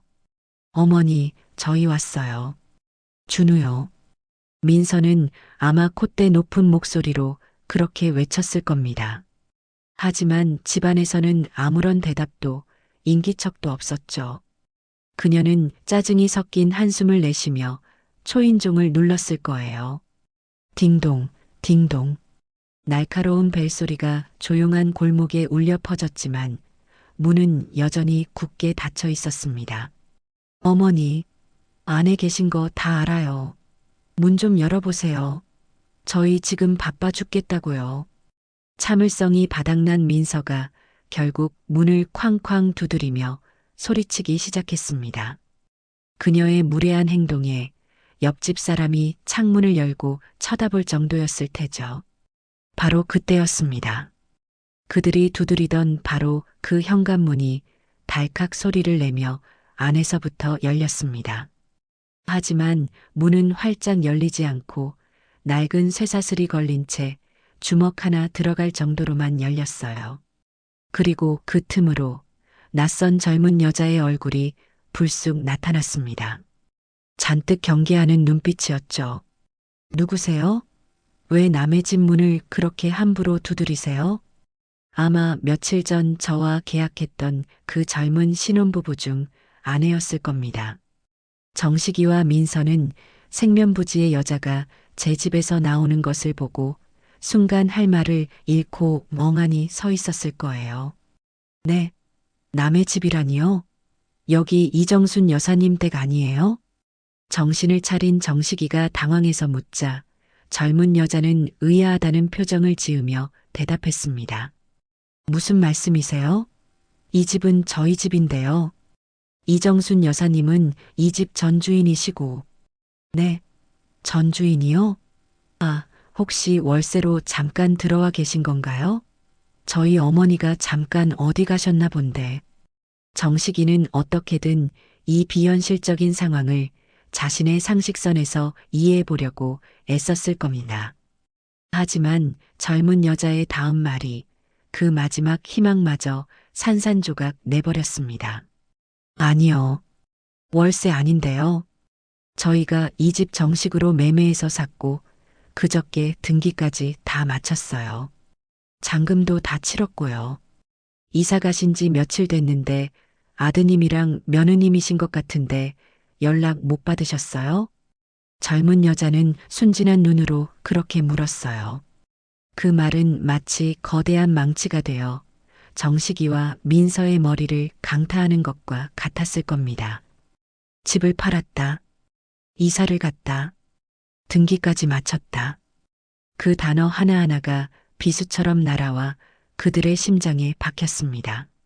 민서의 얼굴은 분노로 붉어졌다가 이내 충격으로 새하얗게 질렸고 다시 더 검붉은 분노로 타오르기 시작했습니다. 거짓말, 거짓말하지 마세요. 우리 어머니가 우리한테 말 한마디 없이 집을 팔았을 리가 없잖아요. 당신 누구야, 사기꾼이지. 이성을 잃은 민서가 젊은 여자에게 악을 쓰며 달려들자 집 안에서 그녀의 남편인 듯한 남자가 뛰쳐나왔습니다. 웬 소란입니까? 당신들 뭐야, 남의 집 앞에서. 이 집 문서 좀 보여줘봐요. 당신들이 정말 이 집을 샀는지 내 눈으로 확인해야겠어. 상황은 순식간에 아수라장이 되었습니다. 결국 젊은 부부는 자신들의 이름이 선명하게 찍힌 부동산 매매 계약서와 등기권리증을 들고 나와 그들의 눈앞에 흔들어 보였습니다. 그 서류들은 그들에게 내려진 사형 선고나 다름없었죠. 더 이상 부정할 수 없는 현실 앞에서 정식이와 민서는 넋이 나간 사람처럼 그 자리에 얼어붙고 말았습니다. 자신들의 편리한 무료 보모이자 만능 해결사였던 엄마, 시어머니가 아무런 예고도 없이 흔적도 없이 자신들의 인생에서 완벽하게 증발해버렸다는 사실을 마주한 순간이었습니다. 결혼식에 가는 것은 당연히 물 건너갔습니다. 그들은 망연자실한 채 자신들의 번쩍이는 차로 돌아왔을 거예요. 준우는 겁에 질려 울음을 터뜨렸고 차 안에 무거운 침묵을 깬 것은 마그마처럼 들끓던 민서의 분노였습니다. 이게 다 당신 때문이야. 이게 무슨 꼴이냐고. 민서는 핏발선 눈으로 운전대를 잡고 있는 정식이를 쏘아붙이며 악을 썼습니다. 당신 엄마가 이렇게 집까지 팔고 가족을 버리고 도망갈 동안 당신은 대체 뭘 한 거야? 당신이 아들 아니야? 당신이 중간에서 조금이라도 똑바로 했어 봐. 엄마 관리 하나 제대로 못해서 이 꼴을 만들어? 거기에는 어머니를 잃은 슬픔이나 인간적인 걱정은 단 한 톨도 없었습니다. 오직 자신들의 계획이 틀어진 것에 대한 분노와 이 모든 책임은 무능한 남편인 당신에게 있다는 비난뿐이었죠. 이제 준우는 누가 봐? 당장 다음 주부터 나는 회사에 중요한 프로젝트가 있어서 야근해야 한단 말이야. 베이비시터는 하늘에서 떨어져? 돈은? 그 비싼 돈은 당신이 다 낼 거냐고. 당신 엄마가 우리한테 그동안 받아간 돈이 얼만 줄 알아? 우리가 매달 생활비 드렸지, 용돈 드렸지, 준우 봐주는 값은 평생 공짜였지. 이제 그 돈 다 어디서 나? 당신 책임질 수 있어? 민서는 그동안 제가 자신들에게 얼마나 경제적으로 큰 보탬이 되었는지를 이제 와서야 깨달은 모양입니다. 하지만 그것은 감사함이 아닌 이제 더 이상 그 혜택을 누릴 수 없게 되었다는 것에 대한 분노로 표출되었을 뿐이었어요. 그녀는 제가 이기적이고 무책임한 노인이라고 비난하며 정식이의 무능함과 나약함을 공격했습니다. 당신은 아들도 아니야. 남편 자격도 없어. 자기 엄마 하나 건사 못해서 마누라 앞길까지 막는 이런 한심한 인간. 정식이는 그 모든 비난을 고스란히 맞으며 말이 너무 심하잖아. 라는 약한 반박 외에는 아무 대답도 하지 못했을 테고요. 그는 언제나 그랬듯 문제의 본질을 파악하기보다는 당장의 소나기를 피하는 데만 급급한 사람이었으니까요. 그들은 집으로 돌아와 제게 수십, 수백 통의 전화를 걸었을 겁니다.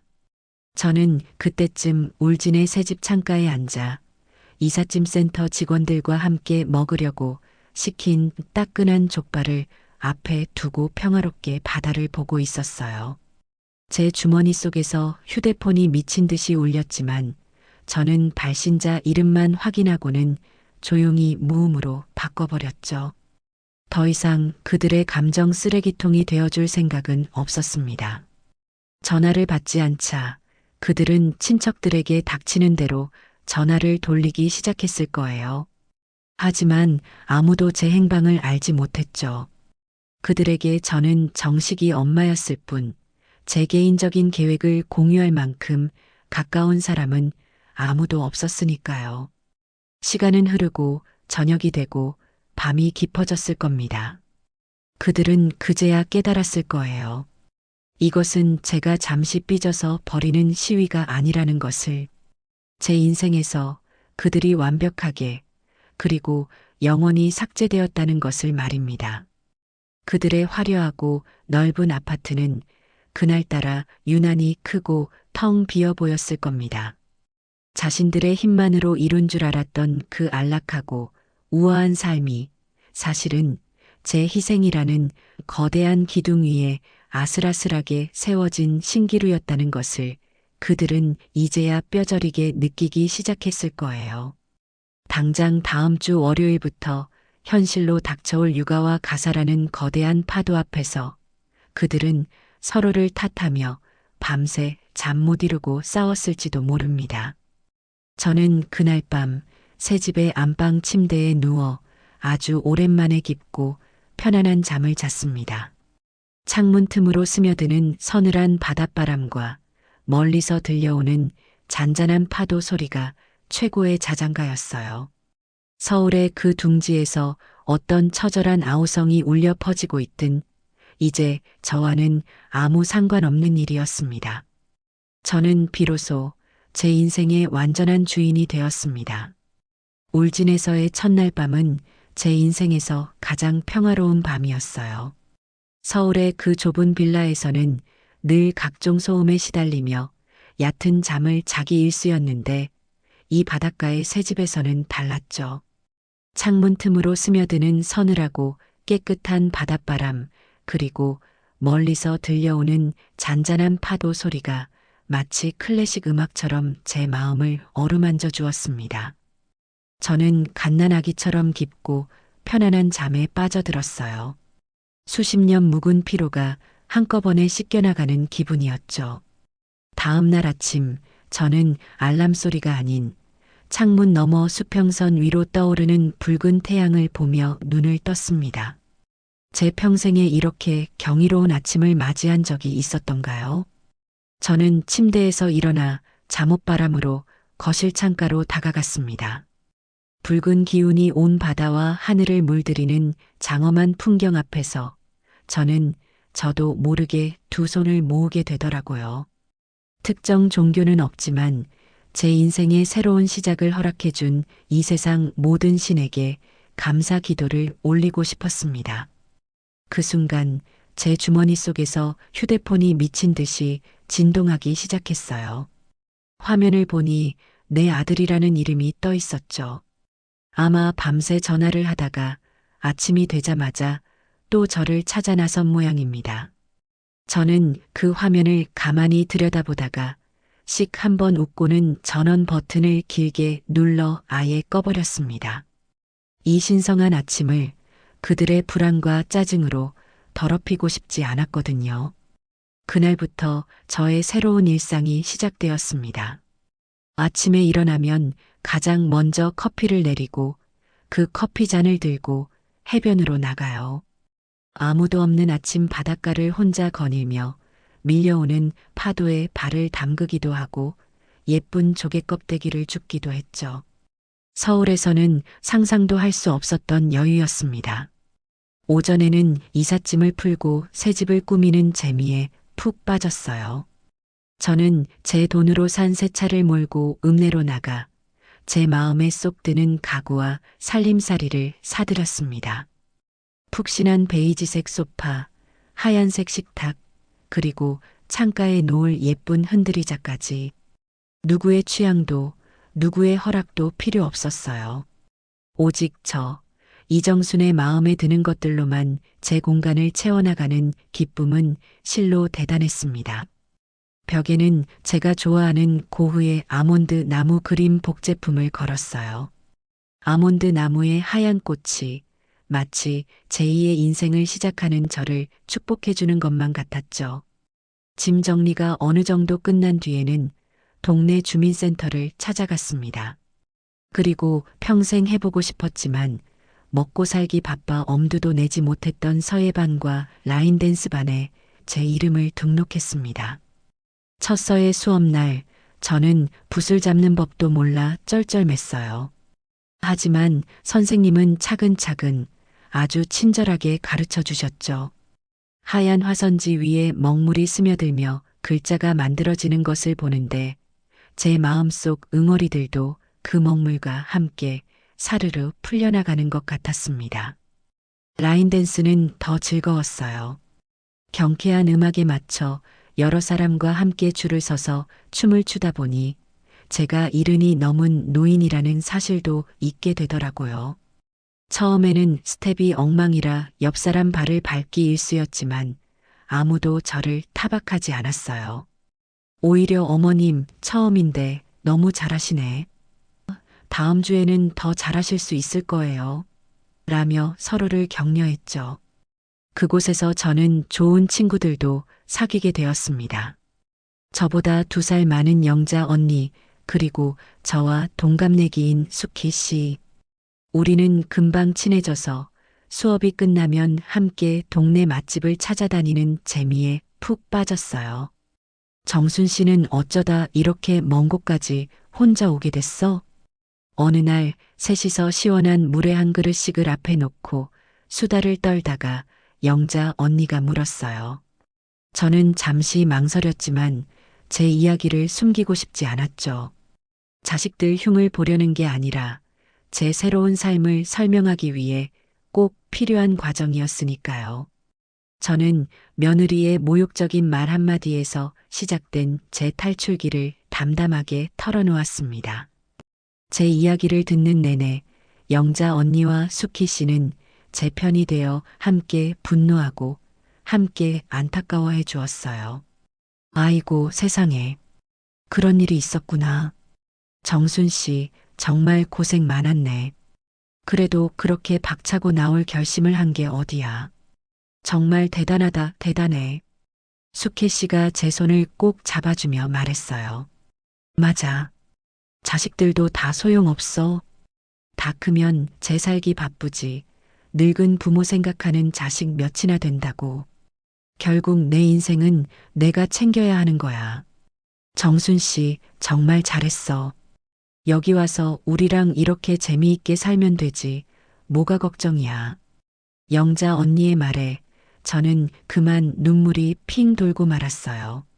제가 가족에게서조차 받지 못했던 위로와 공감을 만난 지 얼마 되지 않은 이 친구들에게서 받고 있었던 거예요.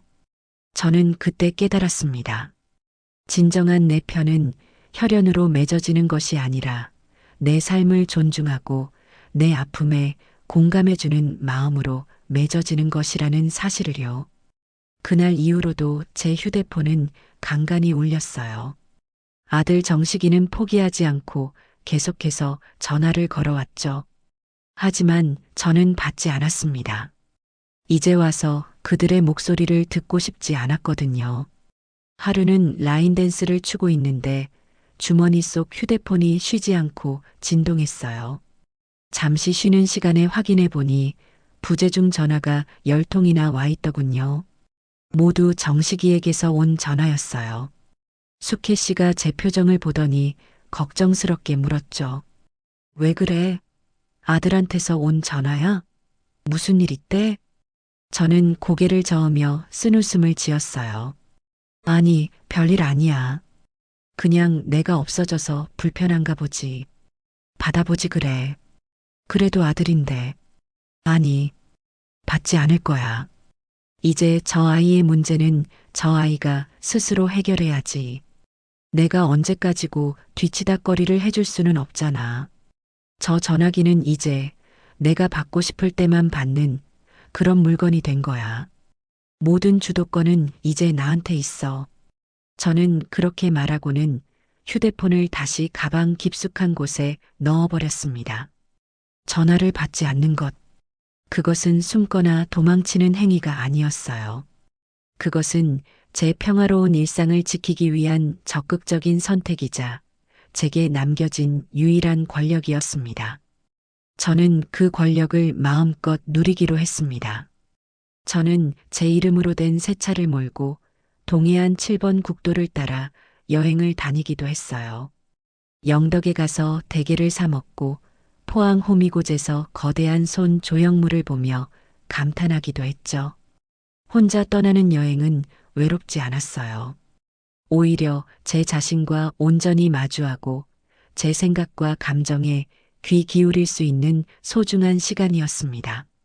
저는 길가의 예쁜 카페에 앉아 홀로 차를 마시며 제가 얼마나 오랫동안 제 자신을 돌보지 않고 살아왔는지를 깨달았습니다.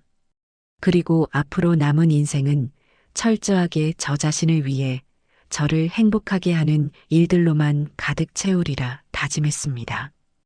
어느덧 울진에 내려온 지 한 달이 지났습니다.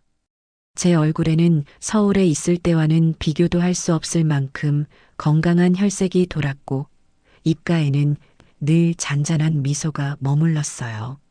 저는 더 이상 누군가의 엄마나 할머니가 아닌 서예를 배우고 춤을 추고 여행을 다니는 독립적이고 유쾌한 노인 이정순으로 다시 태어나고 있었습니다. 서울의 그 좁고 답답했던 빌라는 이제 아주 먼 전생의 기억처럼 아득하게만 느껴졌습니다. 제가 울진의 푸른 바다를 보며 제2의 인생을 만끽하는 동안 서울에 남겨진 아들 내외의 삶은 걷잡을 수 없는 속도로 추락하고 있었어요. 물론 그들이 어떻게 지내는지 제가 직접 본 것은 아니에요. 하지만 세상에는 바람보다 빠른 것이 바로 소문 아니겠어요. 가끔 안부를 주고받던 시누이, 그러니까 정식이의 고모를 통해 그들의 소식을 전해 들을 수 있었죠. 제가 사라지고 첫 일주일 동안 그들은 아마 패닉 상태였을 거예요. 당장 준우를 돌봐줄 사람이 없으니 민서는 회사에 급히 휴가를 내야만 했죠. 하지만 회사라는 곳이 어디 그런 사정을 계속 봐주는 곳인가요? 민서가 맡고 있던 중요한 프로젝트에 차질이 생기기 시작했고 상사의 눈총을 받기 일쑤였다고 해요. 정식이 역시 마찬가지였죠. 아침 일찍 출근해서 야근까지 하던 생활은 끝났습니다. 준우를 어린이집에 데려다주고 데려와야 했으니까요. 잦은 지각과 조퇴로 회사에서의 입지가 점점 좁아지고 있었던 겁니다. 그들의 삶은 한순간에 엉망진창이 되었어요. 이전에는 제가 매일같이 쓸고 닦고 반찬을 해다 바쳤으니 집이 늘 호텔처럼 깨끗했겠지만 이제는 아니었죠. 퇴근하고 돌아오면 집안은 난장판이었고 저녁은 늘 배달 음식으로 때웠다고 해요. 배달 음식도 하루 이틀이지 돈도 돈이고 건강도 걱정되니 결국 민서가 저녁을 차려야 했는데 평생 부엌일이라고는 해본 적 없는 아가씨가 뭘 제대로 했겠어요. 밥은 타기 일쑤고 국은 짜서 먹을 수가 없었죠. 그런 사소한 일들이 쌓이고 쌓여 부부 싸움이 하루도 그칠 날이 없었다고 합니다. 이게 다 당신 엄마 때문이야. 어떻게 자식한테 말 한마디 없이 이렇게 무책임하게 사라질 수가 있어? 그럼 너는 내가 엄마한테 조금이라도 잘했어 봐. 엄마가 집까지 팔고 떠나셨겠냐고.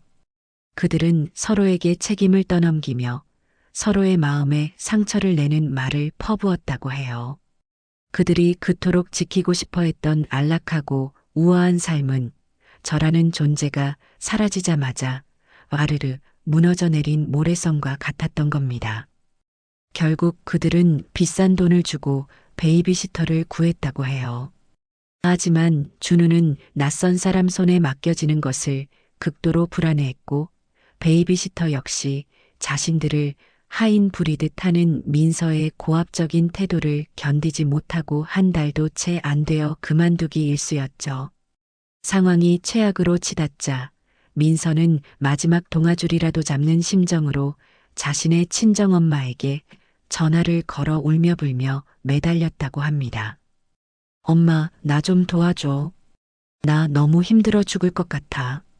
엄마가 당분간만이라도 와서 준우 좀 봐주면 안 될까? 하지만 민서의 친정엄마, 그러니까 제 사부인은 아주 현명하고 냉정한 분이셨어요. 시누이의 전언에 따르면 사부인은 자신의 딸에게 이렇게 말했다고 해요. 민서야, 내가 내 시어머니한테 했던 행동을 그대로 돌려받고 있는 거다. 너는 내 시어머니를 얼마나 무시하고 함부로 대했니? 그분이 보살이시니 그동안 참고 살아주신 거지. 나 같았으면 진작에 엎어도 몇 번은 엎었다. 내 살림은 내가 알아서 하는 거고 내 새끼는 내가 책임지고 키우는 거야. 나는 내 인생이 있으니 나한테 더 이상 손 벌릴 생각하지 마라. 가장 믿었던 친정 엄마에게서마저 그런 냉정한 말을 들었을 때 민서의 심정이 어땠을까요? 아마 하늘이 무너지는 기분이었겠죠. 자신이 그동안 저에게 얼마나 이기적이고 못되게 굴었는지 아주 조금이라도 깨달았을까요?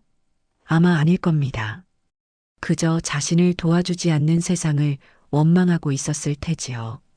시간은 흐르고 그들의 경제적인 어려움은 점점 더 심각해졌어요. 제게 얹혀 살며 아꼈던 생활비와 육아 비용이 고스란히 그들의 몫이 되었으니까요. 마이너스 통장의 한도는 금방 차올랐고 카드 돌려막기에도 한계가 왔을 겁니다. 그러던 어느 날 저녁이었어요. 저는 친구들과 저녁 식사를 하고 집으로 돌아와 텔레비전을 보며 뜨개질을 하고 있었죠. 그때 제 휴대폰이 울렸습니다. 모르는 번호였지만 왠지 받아야 할 것 같은 기분이 들었어요. 여보세요? 수화기 너머에서는 한참 동안 아무 소리가 들리지 않았어요. 그러다 아주 힘겹고 지친 목소리가 들려왔습니다. 엄마, 정식이었습니다. 저는 아무 대답도 하지 않았어요. 그저 숨을 죽인 채 다음 말을 기다렸죠. 엄마, 어디야? 어디 있는 거야? 우리 너무 힘들어. 아들의 목소리는 물에 젖은 솜처럼 무겁고 축축했어요. 하지만 그 안에는 저에 대한 그리움이나 미안함보다는 지독한 자기 연민만이 가득했습니다. 엄마가 없으니까 아무것도 안 돼. 집은 엉망이고 민서는 맨날 나랑 싸우고 회사에서는 쫓겨날 판이야. 돈은 버는 족족 다 나가고. 엄마, 우리 정말 죽을 것 같아. 정식이는 그렇게 한참 동안 자신의 힘든 상황을 넋두리처럼 늘어놓았어요. 저는 그 모든 말을 마치 강 건너 불구경하듯 무심한 마음으로 듣고 있었어요. 그러더니 마침내 본론을 꺼내더군요. 그 말은 제 예상에서 단 한치도 벗어나지 않았습니다. 엄마 혹시 집 팔고 받은 돈 아직 다 있어? 엄마가 예전에 그랬잖아. 나중에 우리 무슨 일 생기면 주려고 모아둔 비상금이라고. 엄마, 우리 지금이 바로 그 무슨 일 생긴 때야. 그 돈으로 우리 좀 도와주면 안 될까? 제발 엄마 나 좀 살려줘. 결국 돈이었습니다. 그가 저를 필사적으로 찾아 헤맨 이유는 늙은 엄마에 대한 걱정이나 사랑이 아니었어요. 그저 제가 손에 쥐고 있을 돈이 필요했던 겁니다. 저는 그 순간 제 아들에 대한 마지막 남은 한 조각의 미련마저 깨끗하게 사라지는 것을 느꼈습니다. 아들의 그 구차하고 노골적인 금전 요구를 들으며 저는 어이가 없어서 웃음이 나왔어요. 아주 차갑고 메마른 웃음이었죠. 수화기 너머의 정식이는 제 웃음소리에 당황한 듯 엄마 하고 저를 불렀습니다. 저는 한참 만에 입을 열었어요. 제 목소리는 저 자신도 놀랄 만큼 침착하고 냉정했습니다. 정식아. 제 목소리에 아들은 잠시 숨을 멈추는 것 같았어요. 너는 아직도 내가 왜 떠났는지 모르는구나. 내가 돈이 없어서 너희 집 살림이 어려워 보여서 떠난 것 같니? 아니. 나는 너희에게 더 이상 인간적인 존중을 받을 수 없다고 생각해서 떠난 거야. 그런데 너는 나를 찾아내서 한다는 첫마디가 결국 돈 이야기구나. 그 돈 그래. 아직 다 있다. 하지만 이제 그 돈은 너희를 위한 비상금이 아니야. 평생을 자식만 보고 살아온 이 늙은 엄마가 내 남은 인생을 위해 쓸 노후 자금이다. 내가 평생 너희를 위해 내 모든 것을 바쳤지만 이제부터는 오롯이 나 자신을 위해 쓸 거다. 너희의 어려움은 너희가 만든 것이지 내가 해결해줘야 할 숙제가 아니야. 저는 제 말을 따박따박 아주 분명한 발음으로 전달했어요. 정식이는 아무 말도 하지 못했죠. 아니, 할 말이 없었을 겁니다. 너희가 정말 힘들다면 왜 힘들어졌는지 그 이유부터 제대로 생각해 보렴. 그리고 너희 두 사람의 힘으로 해결할 방법을 찾아. 나한테 손 벌릴 생각은 꿈에도 하지 마라. 알겠니? 이제 끊는다. 다시는 이런 일로 전화하지 마. 저는 정식이가 무어라 더 말하기 전에 일방적으로 전화를 끊어버렸습니다. 그리고는 곧바로 아들의 번호를 차단해버렸어요. 더 이상 제 평화로운 일상을 방해받고 싶지 않았거든요. 저는 잠시 소파에 앉아 쿵쾅거리는 심장을 진정시켰습니다. 분노나 슬픔 때문이 아니었어요. 제 손으로 직접 이 질긴 악연의 고리를 끊어냈다는 후련함 때문이었습니다. 그렇게 몇 주가 더 흘렀습니다. 저는 제 전화번호를 차단당한 아들이 더 이상 저를 찾지 못할 것이라고 생각했어요. 하지만 그건 제 착각이었죠. 그들은 생각보다 훨씬 더 집요했습니다. 화창한 주말 오후였어요. 저는 거실 창가 흔들의자에 앉아 뜨개질을 하며 잔잔한 클래식 음악을 듣고 있었죠. 완벽하게 평화로운 순간이었습니다. 그때 딩동하고 현관 초인종이 울렸어요. 택배를 시킨 적이 없었기에 저는 의아한 마음으로 인터폰 화면을 쳐다보았습니다.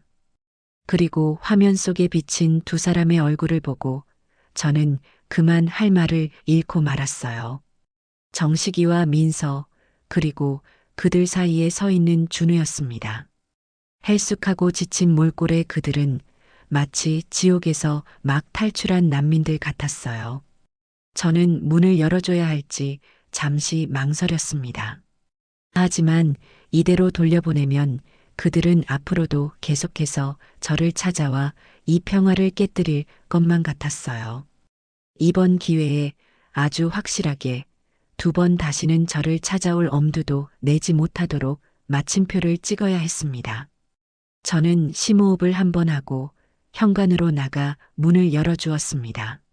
어머니, 문을 열자마자 민서가 와락 제게 달려들어 무릎이라도 꿇을 기세로 울먹이기 시작했어요. 정식이는 고개를 푹 숙인 채 서 있었고 준우만이 어리둥절한 표정으로 저와 자기 부모를 번갈아 쳐다보고 있었죠. 어머니, 제가 다 잘못했어요. 제가 정말 철이 없었어요, 어머니. 어머니의 소중함도 모르고 제가 너무 못되게 굴었어요. 용서해 주세요, 네. 저희가 앞으로 정말 잘할게요. 어머니 없으니까 저희는 하루도 살 수가 없어요. 민서는 눈물 콧물을 쏟아내며 미리 준비해 온 듯한 사죄의 말을 쏟아냈어요. 하지만 저는 그 눈물에서 단 한 방울의 진심도 느낄 수 없었습니다.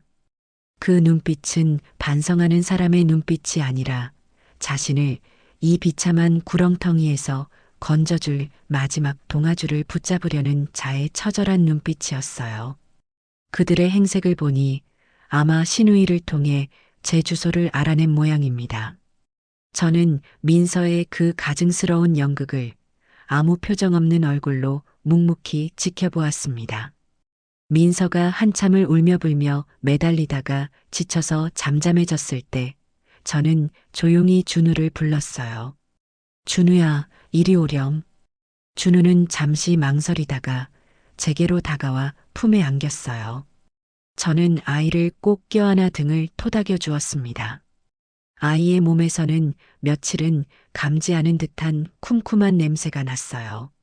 저는 미리 준비해 두었던 예쁜 로봇 장난감을 아이 손에 쥐어주었습니다. 우리 강아지, 그동안 고생 많았지. 할머니가 주는 선물이야. 그리고 저는 아이를 다시 부모에게로 돌려보낸 뒤 고개를 푹 숙이고 있는 정식이와 아직도 눈물을 훌쩍이는 민서를 똑바로 쳐다보며 말했습니다. 제 목소리는 바닷바람처럼 차갑고 파도처럼 단단했습니다. 너희가 보고 싶었던 건 내가 아니라 내 돈과 내 노동이었겠지. 제 말에 두 사람의 어깨가 움찔하는 것이 보였어요. 이제 와서 뱉는 그 말들, 진심이 아니라는 거, 나도 알고 너희도 알지 않니? 나는 지금 내 삶이 아주 행복하고 너희의 그 거짓된 사과를 받아줄 마음이 추호도 없다. 그러니 이만 돌아가거라. 어머니 제발. 민서가 뭐라고 더 말하려 했지만 저는 그녀의 말을 잘랐습니다. 한 가지만은 분명히 말해두마. 내 손주는 언제든 환영이다. 이 아이는 아무 죄가 없으니까. 하지만 너희 부부는 다시는 내 허락 없이 이 집 문턱을 넘을 생각하지 마라. 만약 한 번만 더 나를 찾아와 이 평화를 깨뜨린다면 그때는 나도 더 이상 너희를 사람 취급하지 않을 것이다. 저는 그 말을 끝으로 그들이 미처 반응하기도 전에 현관문을 닫아버렸습니다. 철컥하고 잠금 장치가 걸리는 소리가 제 새로운 인생의 시작을 알리는 축포 소리처럼 들렸어요. 문 밖에서 저를 부르는 소리, 아이가 우는 소리가 희미하게 들려왔지만 저는 더 이상 돌아보지 않았습니다. 저는 거실 창가 저의 흔들의자에 앉아 창밖을 바라보았습니다. 끝없이 펼쳐진 수평선 위로 붉은 저녁 노을이 아름답게 번지고 있었어요.